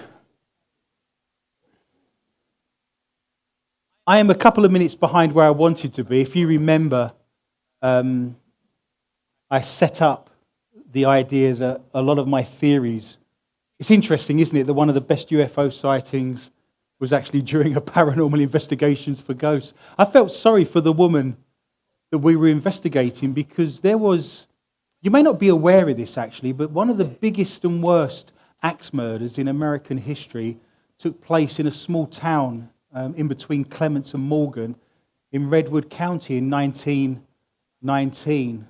There was a gentleman called Kleeman. He was a farmer. And allegedly, he chopped up his 4 children. One of them was a baby, and his wife, and then he hung himself. Well, I never thought for one moment he did it. There was a suicide note left, and this was 1919, exactly 100 years ago. And he was the suicide note was written in the third person. In the suicide note, it said it was him that did it rather than it was me that did it. And so in my mind, based on some other evidence as well, I genuinely believed that he didn't, there was no motive, he didn't need to do it, there was no financial troubles, he was happy, he was happy with his family, there was just no motive. And I think he may have come home, found someone had done that, and they were still there, and they hung him. It was a good way to put the blame on the husband, if you like, and the person got away with that. But to cut a long story short, I was in this cemetery talking to Maud Kleeman, who was the woman, the wife that was murdered. And I felt bad for her because, I went there to ask her, who actually murdered her. She would know. The great thing about being a paranormal investigator, is you can ask the victims of crimes who perpetrated that crime. I have done a lot of work with various police departments, and I've worked on several cases with the cadaver dog unit. They have dogs that find bodies. And I've actually spoken to some spirits of individuals that were murdered or killed, and their bodies haven't been found. And with psychic help through my skills, and other psychics as well, you'd be amazed how many psychics in Minnesota are working with police departments. It's not advertised because people would perceive at that point, that the police department doesn't know what they're doing and they've got no clues, and it's probably not a good thing, to advertise that. But if you remember the British comic book and the films of Judge Dredd, he used to walk around with a psychic, didn't he? They had a partner, for him as his crime stopping was a psychic. Psychops, I think they called them. But to get back into this, now everyone's settled in, I was about to play you 2 minutes of that footage. As I said, it lasts for some considerable time. I was struggling to work out why my equipment was going nuts. We saw these lights in the sky. There's a still. You've got to remember that we're using a night vision camera because we weren't expecting to film paranormal activity. And so when you see this film footage, the UFO, the first one was yellow, the second one was red, the third one was yellow again. But let me play that for you because this is where we ended off. So you're going to see a few seconds of myself.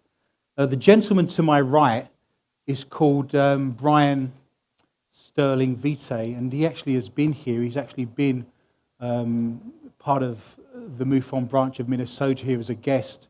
When I gave my UFOs in Renaissance art, he was sat right here at the front, and he's British. And so when he came up to me and started talking, he's from Manchester, and I'm from London, so normally we wouldn't bother interacting with each other. You know, I'd make sure I've still got my wallet and that I've still got tyres on the car, right?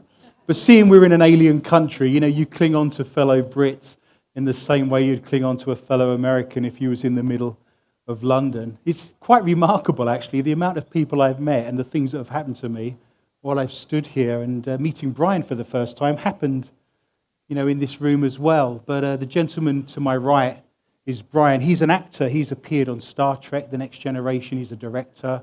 He held 5 or 6 Guinness World Records as a stuntman for setting himself on fire. He only decided to do that after he got divorced, so I'm not quite sure where his mind was. But that is 100% true.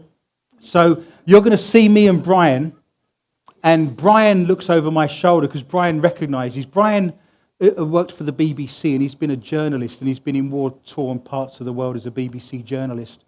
And so when you've had military training, and the gentlemen that have come forward and spoken to me today that have come from a military background will be aware of this, that, you know, when things are going wrong and nothing's working and you can't work out, the first thing he does as someone who's military trained is start looking around to see, you know, what's going on. And he spots the UFO over my shoulder, and then you see it panning on the lights.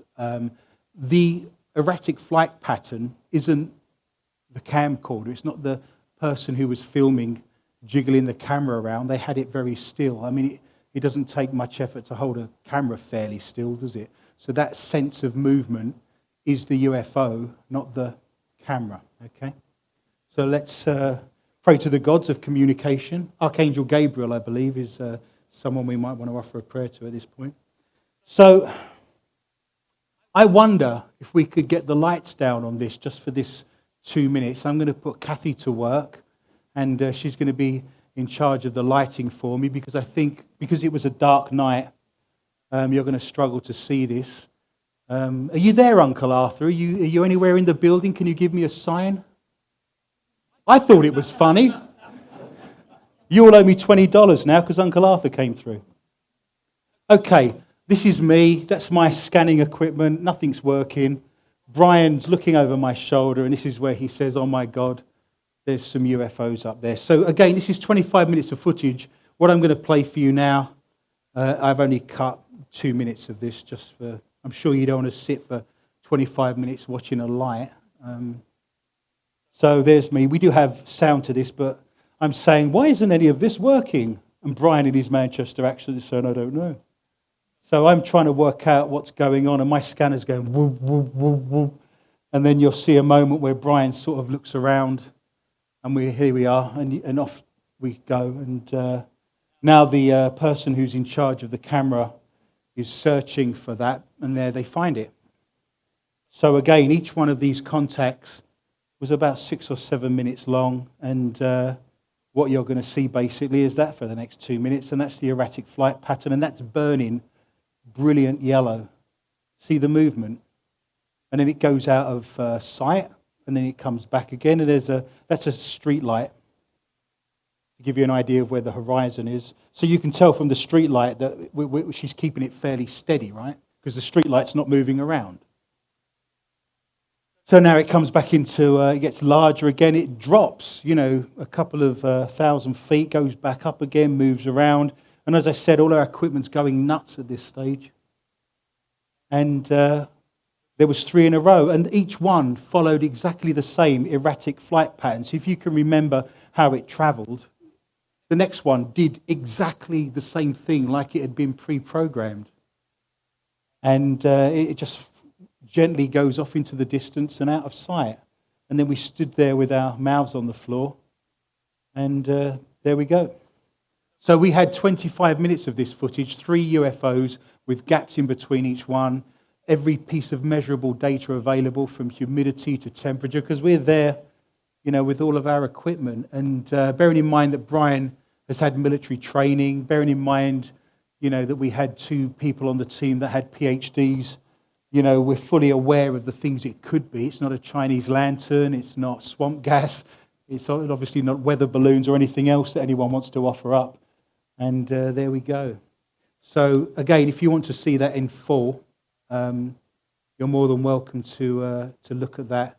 I think MUFON may have that on their website perhaps. If you haven't, I'll pass on the footage and MUFON can make that happen. Okay, if we have the lights back on, thank you. I won't do the joke again, it didn't go down very well first time.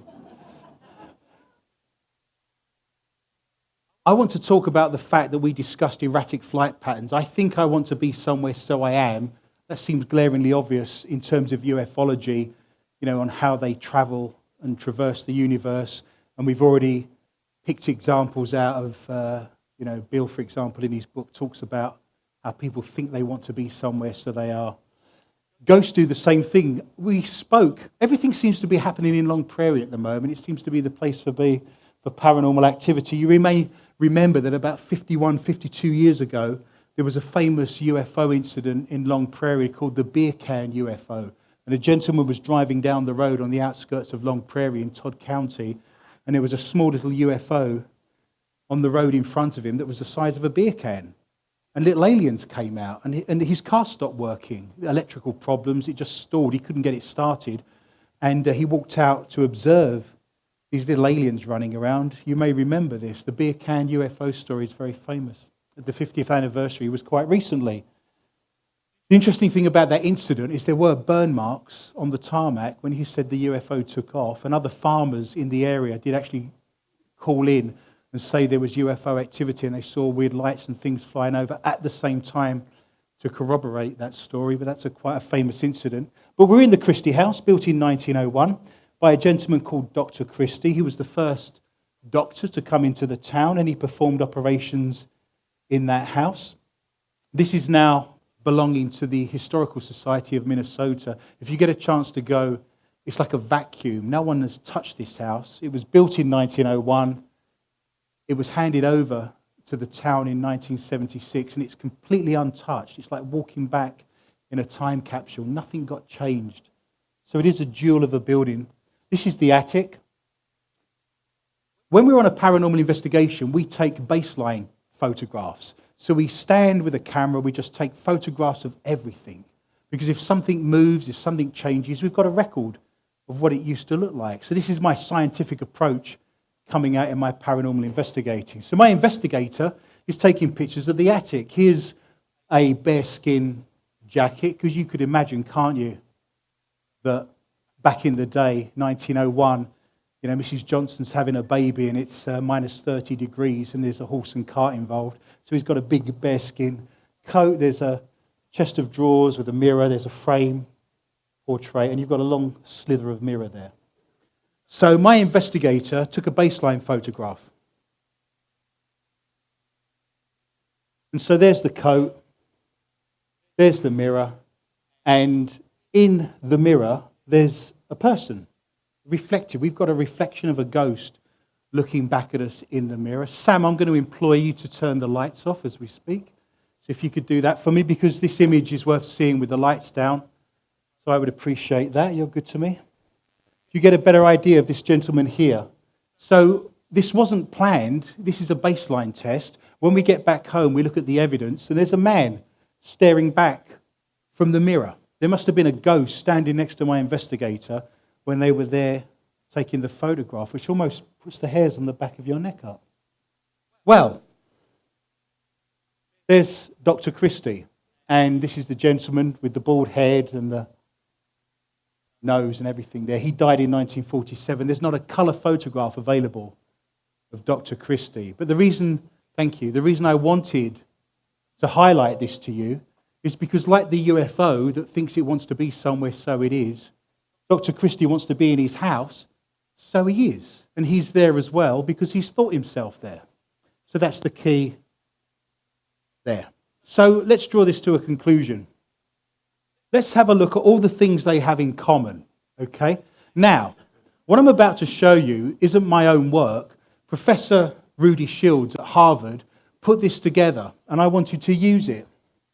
So when a UFO arrives, Professor Rudy Shields says, number one, something starts to happen. There's a fuss. There's a ghost-like, monochromatic, translucent kind of thing taking place. Well, you saw that happen with my equipment. Secondly, the UFO becomes less transparent with colour developing. So it's starting to form this sense of something happening, something arriving. Number 3, it's now totally coloured and solid, and it looks completely there.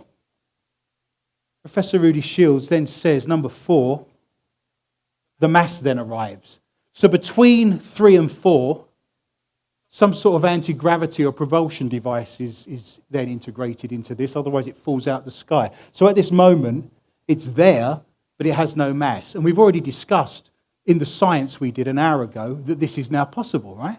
So I've got science now to back this up. In between 3 and 4, some sort of propulsion has to come into place, otherwise it just falls out of the sky.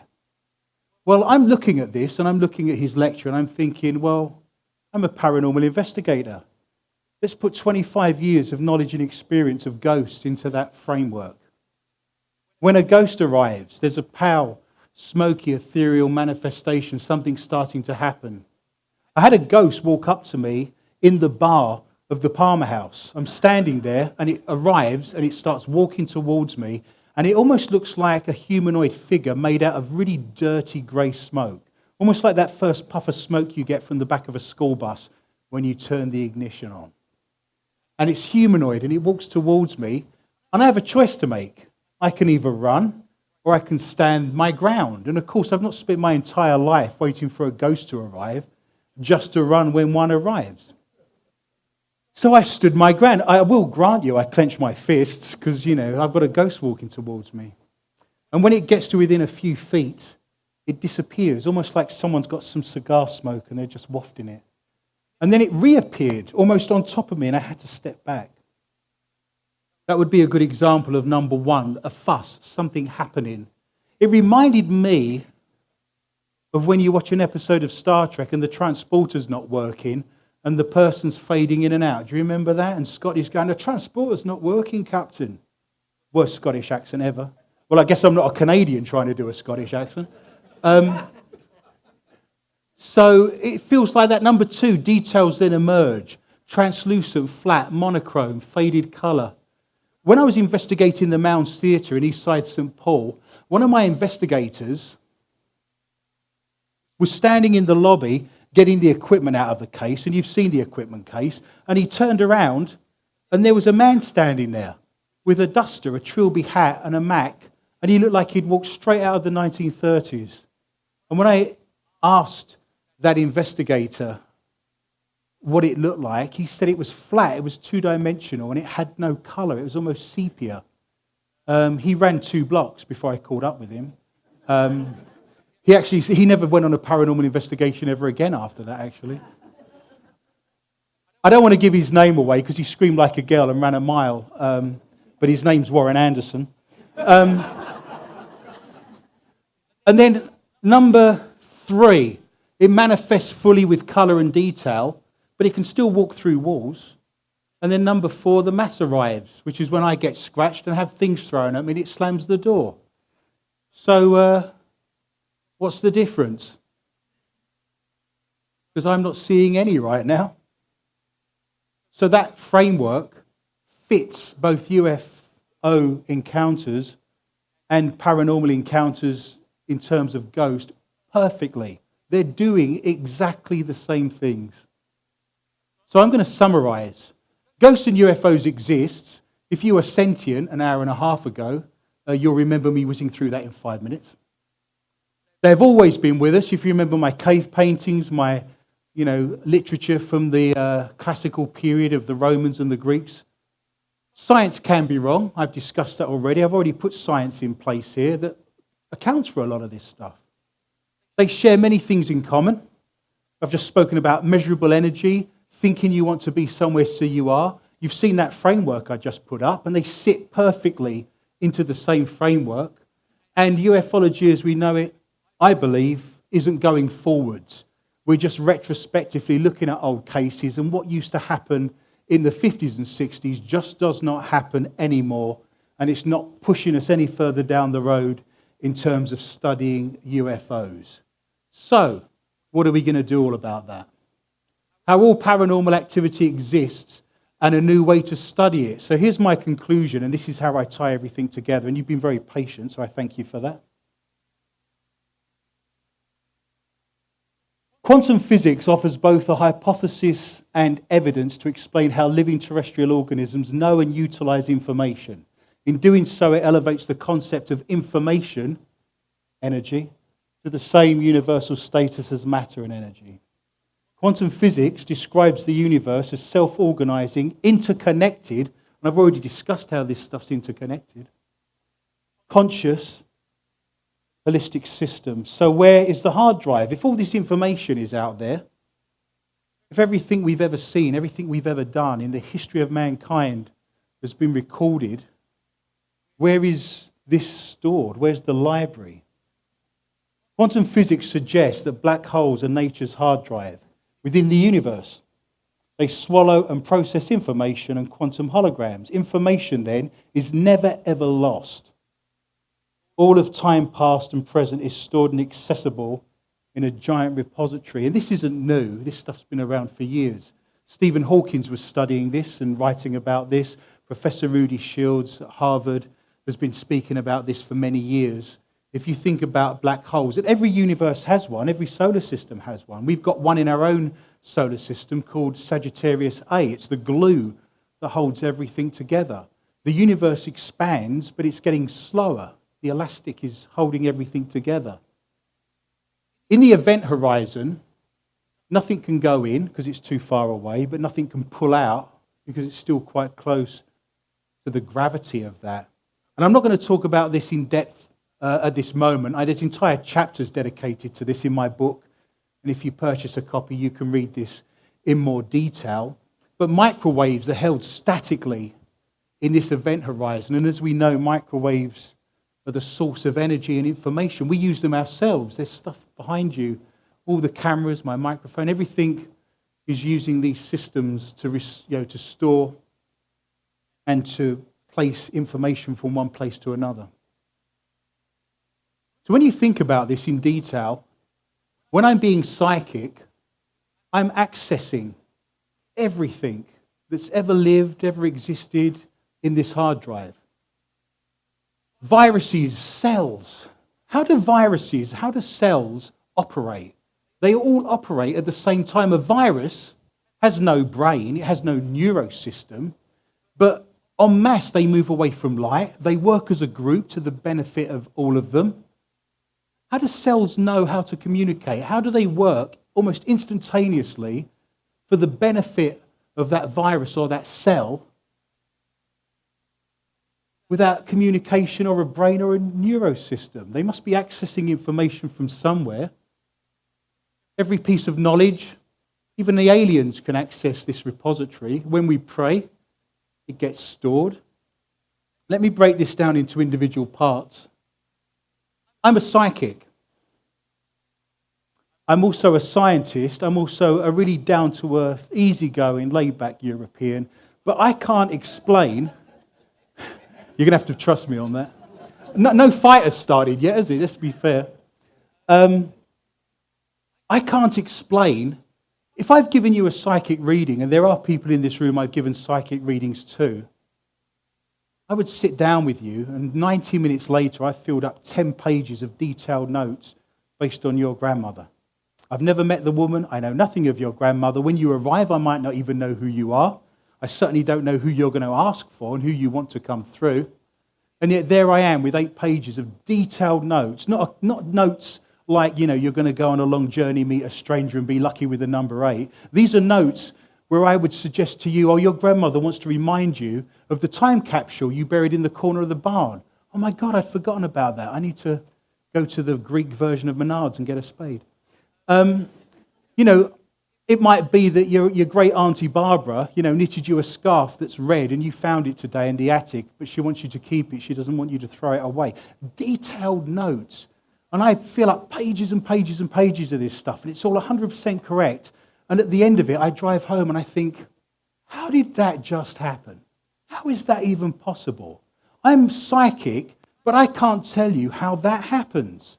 How many people are going to drive home in an hour's time but have little understanding of what's going on in the engine? Do you see what I mean? It's almost like I know it happens. I know it's real. I know it exists, but I can't tell you how it happens. Well, I found a way to explain that. Because if this is your granddad or your great-granddad, everything that your great-granddad has ever done, everything he's ever experienced, his information as a human being is being stored in this repository, and I can access that. And in my book, I write a chapter on how current science says that we have a transmitter and a receiver, and we can communicate between one another just with thought. That's all written about. It's all been studied. So I can access that. Do you remember we did remote viewing exercises where we looked at Russian silos back during the Cold War?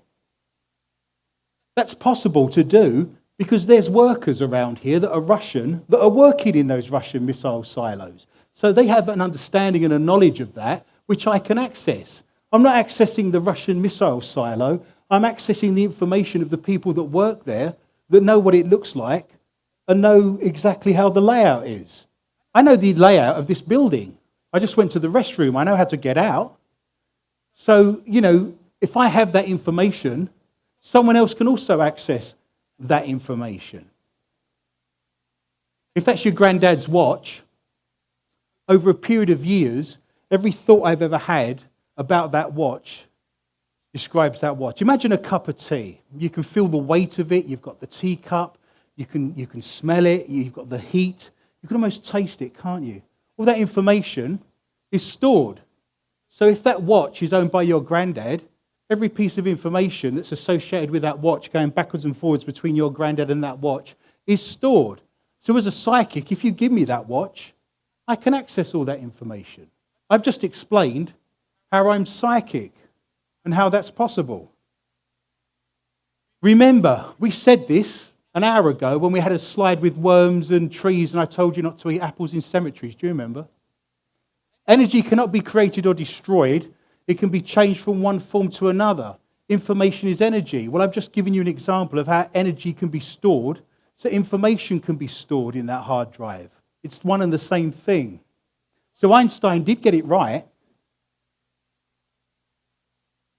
Does anyone know who that is? That was Van Gogh, by the way. It wasn't my granddad. Unless my grandmother was doing things she shouldn't have been doing in Amsterdam back in the day. Imagine Van Gogh. This is him as a child. There's some absinthe. There's a cafe he was drinking in. There's his sunflowers. There's the potato eaters. There's the gun he shot himself with. There's the last painting he ever painted when he shot himself in the stomach at the same time. Look how dark it is. All the menacing crows. Living in Paris. All that's stored. So as a psychic, imagine that's one of your relatives. I can access all that information and know everything about him because every experience he's ever had, everyone who's ever spoken to him, anyone who's ever met him, anyone who's come in contact with him, that information's stored and I can now access that. I'm now explaining to you through science how I can be psychic. If it has never been seen or experienced, it cannot haunt. This was a famous case from York, in the middle of Britain, off to the right, in Yorkshire. In the 1960s, a gentleman in the council buildings at York was asked to go down into the basement to change a light bulb. And as he was standing on his stepladder changing the light bulb, he heard a horn. And he looked around, and there was an entire Roman army walking past him. And he could only see them from the knees up. Well, he ran out screaming. He was in a bit of a state. That's not what you'd expect to see in a basement. They excavated the basement floor and they discovered that a foot beneath the basement floor was an old Roman road. Because the Romans, of course, were in Britain from 0 AD to 400 AD. So when he saw that residual haunting, when he saw that replaying of that event, what he was actually seeing was someone who witnessed that back in the day. And he's not seeing that event, he's seeing their GoPro of that event because that information's been stored. So this was witnessed in 100 AD. This lady saw these Roman soldiers walk by. You often see soldiers marching by. In the Second World War, do you remember when you see the soldiers in Paris and the people are throwing flowers? This is a common occurrence, isn't it, to witness an army going by. But if that was witnessed in 100 AD, her vision of that gets stored So in 2019, when I see that, I'm accessing her vision of that, if that makes sense to you. That would explain residual hauntings.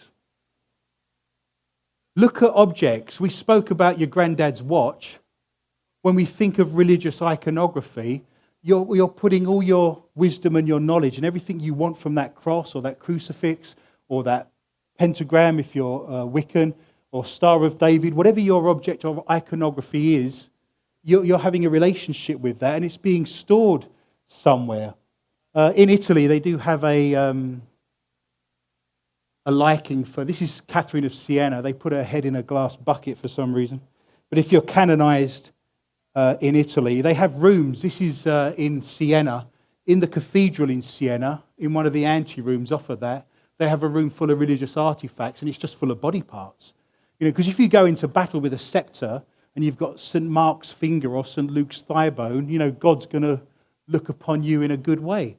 So these religious icons, you know, you can put information into those and that's stored as well. So if you're in a church, if this is a medieval church and it was built in the 11th century, every person who's ever gone in there has had a sense of awe and wonder, a sense of reverence.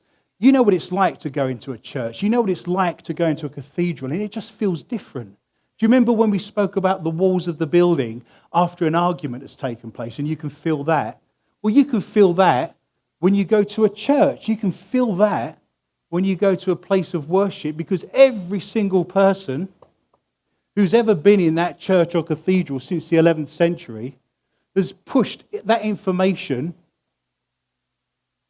into a hard drive, and then when you walk in there, you're also accessing that hard drive and you're getting the same feelings coming through. In the same way that if you go to a site where there's been a violent murder or someone's committed suicide or they've died, you get that feeling of, ooh, same thing, right? The information, this is all information. The information of this building, the information of that murder site, the information of this reverence and this awe and wonder is being stored, and you can access that information. We discussed this when we spoke about you buying a house just on your initial gut instincts and gut feeling. I can now explain all that away. This is the passing on of information and knowledge as well. Okay, when a sheepdog is born, the first time it sees sheep, it wants to round them up. How does it know that? Where does it get that information from? We spoke about cells. Working en masse, working for the benefit of other cells, communicating, doing stuff at all the same time. Who's seen swarms of birds and they suddenly all change direction at the same time? How is that even possible? That's because they're all accessing the same information at the same time and working as a collective. Look at the way ants work to the common good of the ant mound. But they don't communicate. They've got very limited communication. There's pheromones and chemicals and so forth, but bees do this as well. When I injure myself, when I cut my finger, my body repairs myself as me. If I cut my finger, my scar tissue comes back in the same color as my skin. It doesn't come back black or any other color. So how does my body know that? How does my body know that I'm me, that it repairs itself as me? Where's that information coming from? They've put rats in mazes, and the first rat goes in and it takes it an hour to find where the cheese is. The next rat that goes in finds the cheese straight away, because the first rat found the way to do it, and the second rat is accessing that information that rat's put out there into that black hole. Who's had a feeling that something's happening in the world? There's a disaster. Who had feelings when 9/11 happened? Who had feelings, you know, when there's a tsunami about to hit? Who's had feelings of dread or a feeling that something's not quite right, and then you've discovered that a relative has died or someone's been involved in an accident? Where's that information coming from? Well, that information's being pushed up to that hard drive, and we're transmitting and receiving that information all of the time. Twins seem to have a natural connection with one another. They're sharing that as well. Mother and child have that connection. They've done experiments with dogs. They have people leaving their place of work at random times, and yet when that person starts to leave to go home, and it may be an hour away, the dog knows you're arriving, long before you've even got into the town you live in. So they've done experiments that show that the dog knows when you're leaving work and you're imminent, and they've done it at random times and the dog still knows. So how does it know that information? Where's it getting that from? Well, I've just explained that.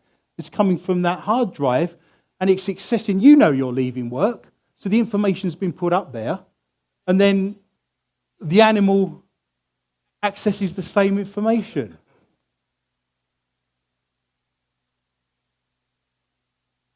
At the beginning of this talk,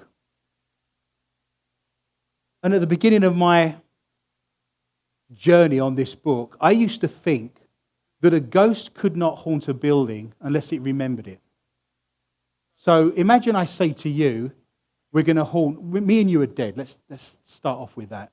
I say to you, let's have some fun. Let's go to my house where my parents live in East London, and we'll flick my mother's ear, and this will be really funny.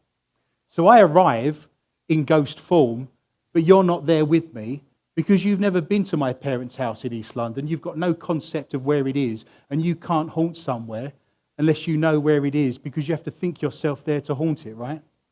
Well, that's all rubbish now. I've thrown that away. Because I know where my parents' house is, and everyone who's ever been to my parents' house knows where my parents' house is. The good news is that you can now come with me and flick my mother's ear in the middle of the night and make her scream, because that information's out there and you can access it in the same way that I can.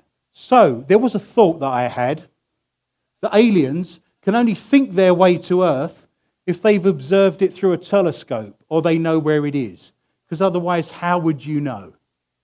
They're millions and millions of light years away in other galaxies. How would that alien know to come to Earth unless it had observed it? It doesn't matter anymore. We're all on Earth right now. We've all experienced Earth. I can feel it beneath my feet. Every person who's ever lived on this planet has stored their memories of Earth in this database. These aliens do not need to know where Earth is. All they need to do is access that database and they'll know everything there is to know about Earth. And on the back of that fact, they can think themselves there. It would almost be ridiculous to think they could observe us from that far away. So they must be able to find us through other means. Time travel. A lady during the break came up to me with an interesting story, and it does fall into this category. This young child died in 1922. When she haunts a building, she still thinks it's 1922. So it doesn't matter whether this building's been knocked down and doesn't exist anymore. In her world, it doesn't matter. If she wants to be in 1922, she can be in 1922, because all the information of what it was back then still exists. There's been occasions, and Scott, who's in my team, will back this up, where I've spoken to ghosts, and I can give you a couple of nice examples. One was the Maxfield House in Mankato, the oldest building in the whole of Mankato. It was built in 1861, and that house was there when they did the hangings of the Dakota Sioux back in 1862. That's how old this building is. We had a conversation with a gentleman named Frank through the equipment. He thought it was 1922. I said, well, what does the building look like? What does this room look like? And he explained the room, and it had a different coloured wallpaper. The bed was in a different place. For him, that was 1922. It wasn't 2016. This is the Suites Hotel in Leroy. I'm investigating this front room here. And a ghost came through. And again, I asked him, what does the room look like? And he described a completely different room to the one I was in. But we're in the same building, in the same room. But for him, he said he was looking over himself and he could see himself in a wake and there was flowers around. So time-travelling ghosts. Here's my ghost. They were born in 1860. They went to school there. They started work in 1875. Married, first child, parent dies, retirement, dead. You almost wish you knew him, don't you? He died in 1920. He thinks and he wants to be in 1875 because that's when he was happiest. That's where he wants to go to. He can think himself anywhere he wants. He's thinking himself into 1875, and the room looks exactly like it did, and the house looks exactly like it did in 1875. But here's me now, with my ghost hunting equipment, talking to him. So someone's time traveled, because I'm accessing a ghost who believes it's 1875, and it looks like 1875. Yet I'm here, and the room doesn't look like that. So what's just happened? Have I gone back in time? Has he come forward? Am I meeting him in the middle somewhere? We're overlapping in the same place at the same time, which leads me to this brain-numbing fact. This is my life. I was born in 1970, so I'm giving my age away.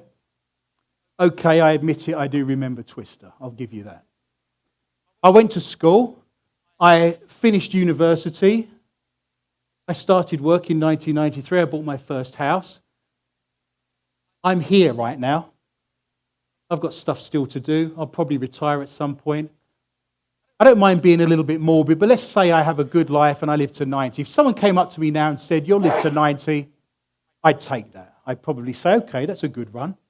How many relatives have died in their 90s and you think, well, they had a good innings? Do you know what I mean? So let's put that out there just for the sake of this diagram. If you're still around in 2060, and I did actually die in that year, you can say how fantastic a psychic I am, right? Or not? So, if I'm happiest in 1993 and I've died here, I'm going to be in 1993. Well, the problem with that is I was alive in 1993. So in theory, I should be able to haunt myself because I was alive then. And if I go back to 1993 and it looks like that, and everything around me looks like that, I should be able to see myself. So what I'm adding to this paranormal mix is now we can describe in a reasonable paradigm, in a reasonable structure, how doppelgangers exist. Do you know those stories throughout history where people see themselves as older and younger? Well, I've just explained that as well. This is awesome. Every type of paranormal activity I can now explain with one simple theory and hypothesis. Everything from UFOs to ghosts to doppelgangers to time travel is all within this single theory. It's remarkable. I've never seen a theory that accounts for everything. Miracles and prayer. I'm a Reiki master. I heal. In this example, I'm healing a horse. I got caught out with this a little bit, actually. I had a friend of mine that said, I've got a horse and it's got pneumonia and it's going to die. Do you think you could do Reiki on it? And I thought, I'll give it a go. What's the worst that can happen? I come from East London. I never saw grass or animals till I was probably 15 or 16. In my mind, a horse is like here somewhere, isn't it? So I walk into this stable and they close the door behind me, and it's like that scene in Return of the Jedi where that monster suddenly arrives and Luke Skywalker's trying to push a bone in its throat. This horse arrives, it stands up, it's like up here. It's got feet this big, and I'm thinking, this isn't a horse. So I got caught out with that a little bit, but I had to be brave. I didn't show any fear. I did get thrown off of a horse once, and the instructor said, you need to show it who's in charge. And I said, it knows fully well who's in charge. So I'm healing the horse. Whether that's a person, whether that's a horse, whether that's a dog, does not matter, because I'm putting the intention out there that this horse is going to heal. So that's going into my repository. When you ask for a miracle, that also gets put into this hard drive and repository. When you pray, everything you pray about, everything you ask for, everything you ask for other people for, gets put into that repository. If miracles and prayers were not answered, if miracles didn't happen at all, we'd have given up on religion 2,000 or 3,000 years ago. This must happen occasionally, otherwise we wouldn't do it, would we? Do you see what I'm saying? So, I did promise you that at the end of this presentation I would prove that God exists. Because if we're asking for healing, if we're asking for miracles, if we're asking for prayer, and we all acknowledge the fact that these things do happen, This horse survived. It's running around a field right now. I've done healing on people, and it's not just me, other people I've seen do healing as well. I've brought people back from the most terrible illnesses and ailments. So I know that this happens and this is real. But can you imagine if there's a higher being that can also access this repository? And sometimes when we ask for things, and sometimes when we see miracles, and sometimes when we ask for healing, someone can hear that and someone can access that, whoever they may be, on a higher level. So I did mention to you that I would prove through science that God exists, and that would be a really good hypothesis. Who would believe that you could take quantum physics and science to such a level that at the end of that process you could prove that God exists through science? Is a remarkable thing. And as I said at the beginning, science, especially at this level and at quantum level, is mystical. You know, if you don't observe electrons, they don't exist anywhere in the universe. It's remarkable. So what I've put in front of you is a theory. And you can argue with a theory, but neither of us can prove it's right or wrong. But what I've put in front of you is a theory that explains everything I've witnessed in my life, from UFO activity to ghosts, to me being psychic, to me being able to heal people. And for the first time, I can put all that into one big box and say, I know how that's possible. And I've never seen a theory that explains everything all at the same time in one big lump and seems fairly straightforward and fairly sensible. And that encompasses UFOs, aliens, ghosts, healing, miracles, and everything else you want to throw into that. So, I guess now would be the time for you to ask me questions. I believe there's a microphone at the back. So if you'd like to make your way to that microphone so people can hear you, it's going to be picked up, of course, through our microphones and through the TV. So if you have a question, I'll give people just a minute to be able to get up and stand behind that, and I'll get through them very quickly. This allows me an opportunity to have a cup of tea, because I've not had a drink of this in at least an hour, and that's not good news for an Englishman. My grandmother used to make milky, sweet tea and put it in a bottle. I think every British child grew up with having tea in their nursing bottle. It's flowing through my veins. Mike, you have the first question, sir. I hope I can answer them. So you talked about people, or ghosts rather, picking a time and going there. Some people think that ghosts are ghosts because they have unfinished business and they stick around for that reason. Right. And then people that do not have unfinished business move on. Do you think that some people stick around for a certain reason, some people move on? Or do you think everybody goes to the same spot and can get back to a certain spot or time if they want to for some reason? That's a good question. The first thing I would say is in all my years of investigating all over the world in some of the most haunted buildings, I have never, ever come across a single ghost that is stuck or can't leave. So when you get people, this is going to be controversial, but I'm happy to throw it out there. When you get people crossing over spirits, I don't think that exists. I think that's for the ego and the benefit of the individuals that feel they've just crossed a child over or they've just crossed someone over. Firstly, from a religious perspective, if God took them in the first place, why would he then leave them hanging around and not come and get them, right? If I then cross over that individual, why am I bigger than God that I'm now doing his work for him and think I can do that? Do you see what I mean? There's been occasions where I've witnessed paranormal teams thinking they've crossed someone over, and then a week later I've gone back and the person's still there. There's a really good example of a small child who haunts the swimming pool of the the Queen Mary, thank you, at Huntingdon Beach. And every weekend a Ma and Pa team goes to that swimming pool. There's a little child there. They cross her over. Everyone's crying, cheering. Wow, aren't we fabulous? The following week, the child's back again and the next team does it.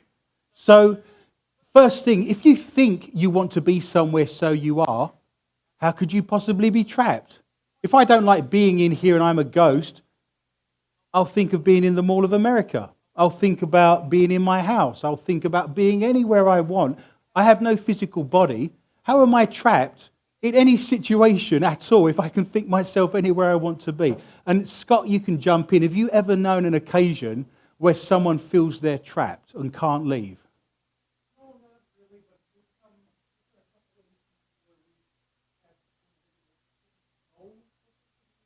There you go. Right. And nothing's stopping those individuals. They're just lacking knowledge and wisdom. The other thing I would add to that, Mike, is the fact that some people stick around because they do have messages to deliver. There is stuff they want people to know. And so they're not stuck there. They just want to be there until they get that resolved. And I will share that with you very quickly. And Sam was part of this process, and Scott as well. We went to Redwood Falls recently, and a gentleman was hung there for a crime he never committed. He was hung 130 years ago, and he said on his gallows he never did the murder. So we went out to his gravesite, we went out to the jail cell where he spent his final night, and we ran the equipment, and he gave me the name of the person he thought that did it, and then we went and talked to the spirit of the gentleman that was murdered, and he gave us the same name. And the person whose name they gave us inherited a lot of money when that individual had died. So we actually solved a crime, and those individuals were waiting to clear their names. So they weren't stuck, they just had a purpose and a reason for being there. And there's a very poignant moment at the end of that process where I'm in the cemetery, and I said to the gentleman, "Are you happy now that we've cleared your name?" And he said, "Thank you."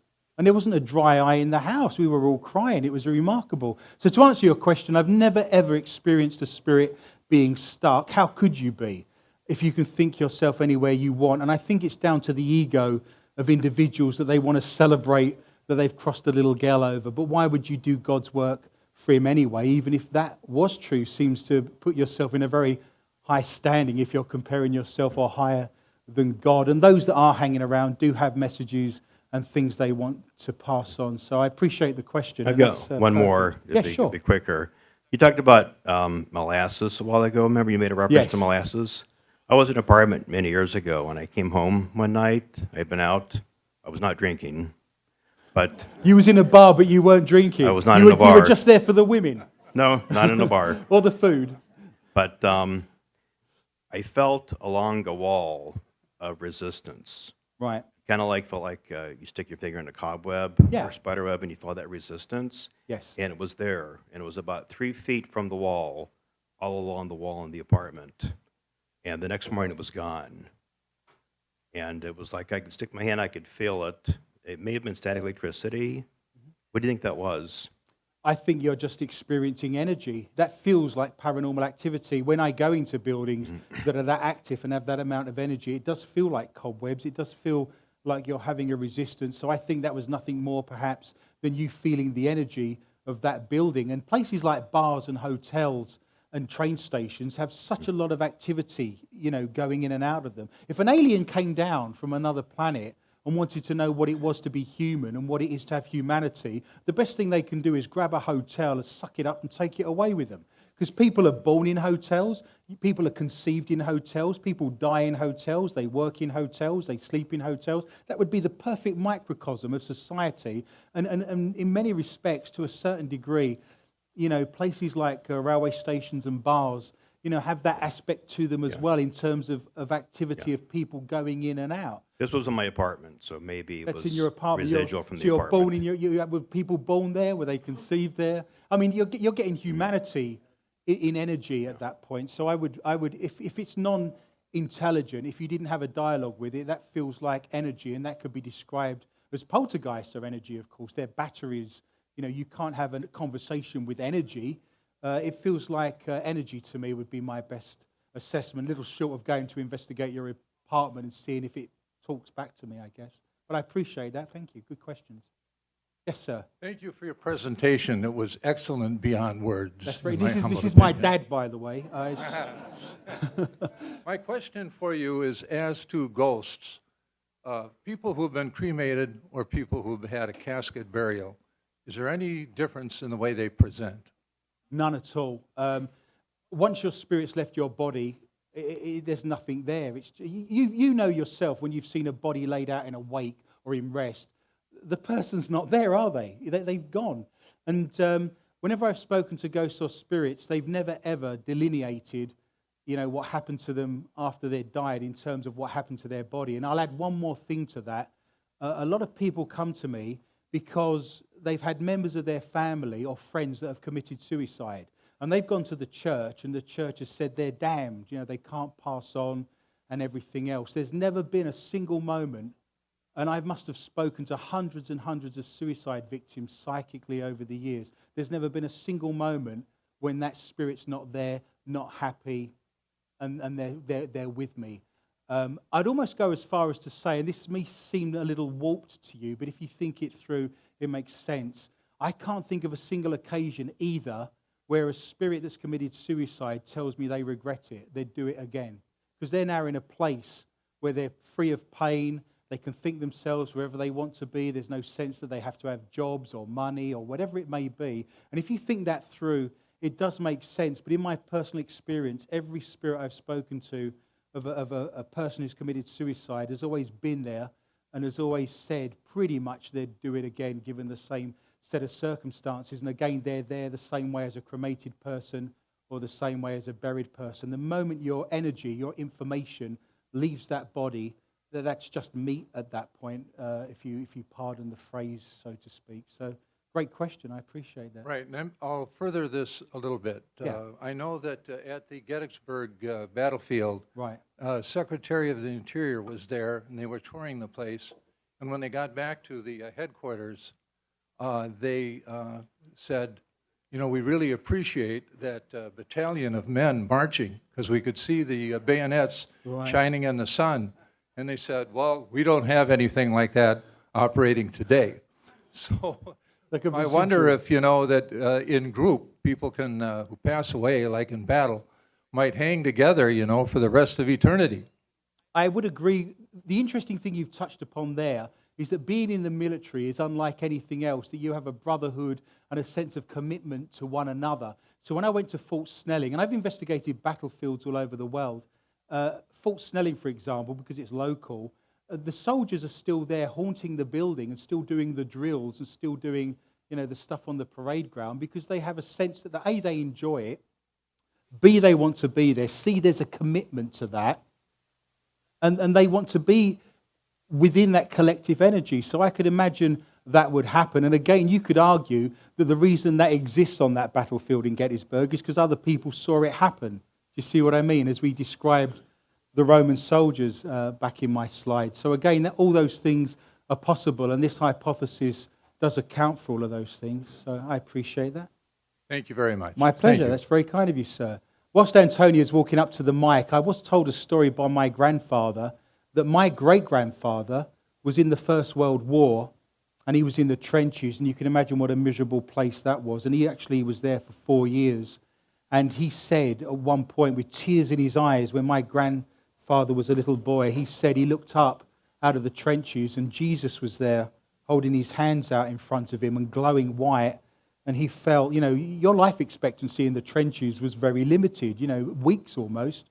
And so for my granddad to survive, you know, for 4 years, my great-granddad, my granddad told me stories when he was alive about what my great-granddad saw in the trenches. But you could argue that you're under a high amount of stress, you've got a lack of sleep, lack of food, and all things are possible. But that story at Gettysburg reminds me of my great-granddad's paranormal story during the First World War. Antonia.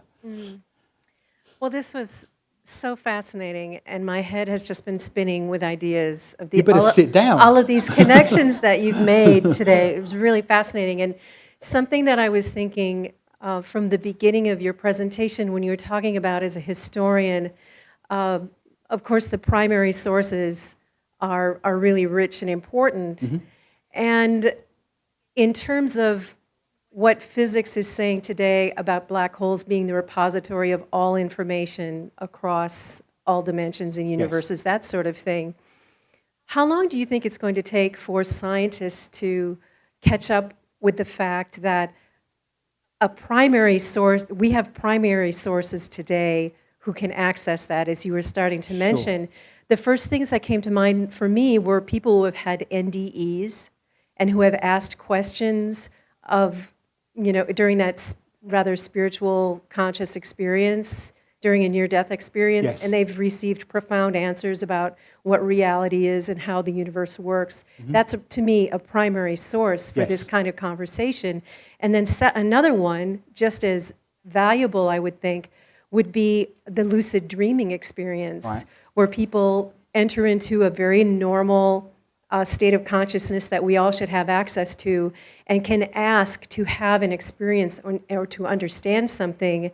I've read about some of those experiences, and they're really interesting.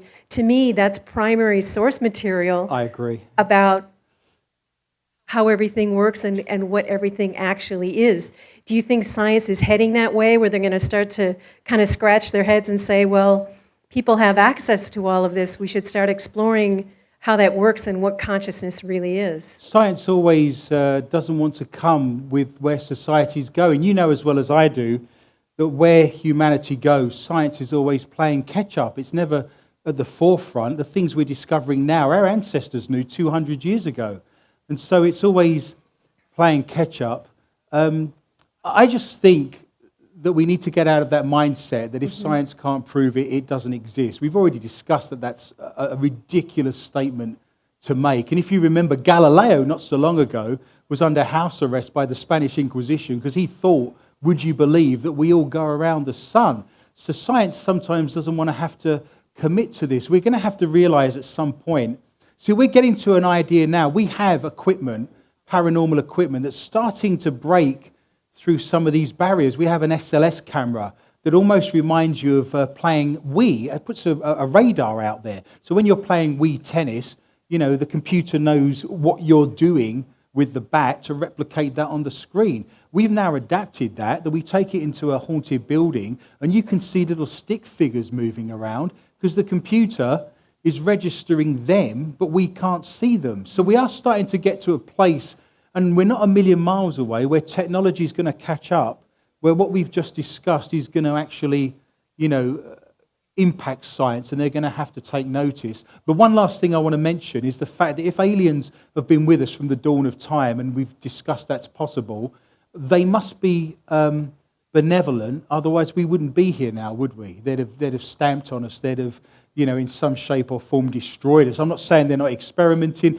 I'm not saying they're not observing us like we're in a zoo, but there must be a sense that they must like us being here, because based on all of this, if they've been around since day one and they can travel and have that technology, we wouldn't be here right now, would we, if they didn't want us? It almost reminds you of a little worm on the pavement that we're not even, you know, aware of. You know, that worm's caught up in its own little world, and we're striding along the sidewalk, and we're not even paying attention to the worm's world. It almost seems so far beyond us that we're irrelevant to a certain degree. But I'm not, you know, saying they're not experimenting. There's people in this room that have had abduction experiences and have probably been experimented on, and I fully believe that's true. But just to add to that, you know, if they didn't want us to be here, we wouldn't be having this conversation now. But I appreciate your questions. That's fabulous. Thank you. Hello, sir. Oops. You look like you're about to do karaoke. Yeah, I guess so. Spreading the news. I have a question on Yes.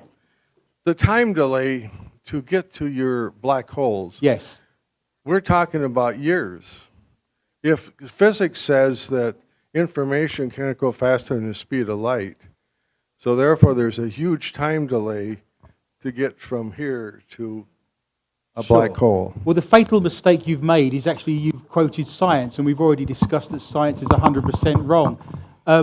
There are experiments taking place right now, and you can read this. They genuinely believe there are things that travel faster than the speed of light, but what you're discussing is the speed of thought, and the speed of thought is instantaneous. If my mother back in London falls over and breaks her leg, I get that instantly. There's no kind of lighthouse or sort of message that goes beep, beep, beep, beep out of my brain, you know, into your head. This is instantaneous. If you remember the astronaut Edgar Mitchell, he was doing ESP experiments when he was going around the moon, and that's the furthest distance a human has ever thought information, and it was believed that it would happen instantly. Whether you're in this room with me right now and I'm having an ESP moment with you, or whether you're in London, or whether you're on Mars, or whether you're 10 million light years away, my thought and your thought happens instantaneously. You're measuring the speed of thought, and so it's as quick as I make a synaptic link. It happens. You know, you're adding science. There is no kind of travel. Does that make sense? You are a scientist, aren't you, Sam? You're going to jump in and help me. Yes, can you stand up for me? I know how much you like being on the microphone. Oh, no. Thank you for that. What are you going to sing for us tonight? I'll tell you what I'm going to sing for you. Swan Song up of that. Wow, there's very violence, isn't there? 2011, they started doing experiments. There was an Italian experiment, and you can Google scholar it, and they found particles that go faster than the speed of light. It actually goes faster than dark matter does, and that's been something since 2011. So that's, Cool. what, 8 years now? I knew they'd done that. I just didn't have the Yeah, well, you're data. welcome. I Google scholared it for That's you. very kind of you. I appreciate that. But the point remains that whether we're talking about things moving faster than dark matter, we're not dealing with physical things. We're dealing with thought. If it happens, someone sees it, I've got it. There's no little message. There's no beam of light. I'm not a lighthouse. And so to answer that fantastic question, I would suggest that it happens as soon as I have the thought, the next person has it, wherever they are in the universe. There's no travel required as such. Yes, sir? Where does reincarnation fit in? That's an excellent question. Can you repeat the question? Yeah, the question was, where does reincarnation fall into this? It fits in there very nicely. The ghosts I've spoken to, let's go back to the ghost I had a dialogue with in Red Wing at the railway depot. I was chatting with her and I said to her, what happens, when your energy disappears? And she said, we die. Well, there was a bit more to that conversation that I never gave you because it didn't fit in with what I was doing, but I will present that to you now. I said to her, well, what happens when your energy disappears? And she said, I die. And I said, well, where do you go? She says, I go home. Well, no, I'm interested, right? So I said, where's home? And she said, Earth. So in that little caveat, that little tableau that played out between me and that ghost, she basically said that when your energy dies, you come back to Earth and have another go. And again, in the Bible, if you read my book, How to Be a Christian Psychic, in the Bible, there's moments where Jesus talks about reincarnation. If the information about our lives is stored in a hard drive, if we come back and have another go, which is perfectly reasonable, we can still access the information that happened to us when we were alive in another time frame. So you can now explain away having those experiences where you've lived other lives and deja vu, and people that say, I've been on a battlefield in France in the 15th century, or I was here, I was there. Past life experiences can now be explained away also in this system because, if you come back and have another go, you can access that information and retrieve it, and some people don't know how that's come about or why that's in place. So that's quite a nice thing to cover in there as well. Yes, sir? Can it be on another planet? Why not? Absolutely. I don't see why that's a problem. All things are possible. The gentleman said, could you come back on another planet? And I believe we're all one big holistic system. And again, that's a great question. And to answer that, I would say, yes, why not? That's certainly possible. The one thing I've taken from all of my experiences of UFOs, healing, being a psychic, paranormal activity, is that all things are possible. I started out as a historian many years ago thinking, unless you can prove it to me, I'm not going to believe it. I've now completely turned that thinking around. I've seen such bizarre, unusual, incredible, and remarkable things in my life that I now believe everything until it's almost proven otherwise. And that open mind, needs to be embraced in the same way that I said you need to have an open mind about science, not proving anything and being wrong most of the time, to be honest, or proven wrong. Does anyone have anything they'd like to say? You're going to need to go to the microphone, or I'll repeat the question for you. What would you like? Okay, well, let's do one more, and you can talk into my microphone. Hello, how are you? Hello. You smell good. Is this your husband? Yes, it Oh, is. Christ. Okay, carry on. Why are poltergeists seemingly evil or violent? I just think that because we can't explain it and we don't know what it is, we perceive it as being dark. In my opinion, poltergeist is just energy. They tend to happen around teenagers' bedrooms. There's just a lot of energy, stuff being thrown around, stuff happening. I I think energy is just like a battery. So poltergeist activity for me isn't intelligent. It's not something you can have a dialogue with. I think it's perceived as being dark and evil because we don't know anything about it, in the same way that aliens are perceived sometimes as demonic because we don't know about them and we fear the things we don't know. So in my experience, poltergeist activity tends to be just energy. But having said that, sometimes people mislabel it. Because a cup flies across the room, we call it poltergeist activity. I'd say it was a miserable old man who doesn't like you living in his house anymore and he wants to make you aware of that. Do you see what I mean? Those instances where you've heard this in a few cases where all of a sudden a shower of rocks will be falling, and you don't see where it starts. Sure. It's just, it could be in your house. Right. And it goes on and on for days. Is that part of the same phenomenon? In my experience, when stuff moves around and stuff happens, either somebody wants your attention. So people say to me, and I'll do this very briefly, I've got a demon in my house. You know, it's turning the doorknobs, flicking the lights on and off. And I'll say, that's not a demon. That's someone who wants your attention. That could be your grandmother. You know, demonic entities and evil entities, you will know the moment you have one. You get a knot in the pit of your stomach, people die around you, you get cancer, you get illnesses, terrible things happen because it's biblical evil. If all that's happening is your lights are being played with, or the faucet comes on, or the door's being slammed, that's someone who wants attention. And my experience would lead me to believe, well, who are you? What would you like?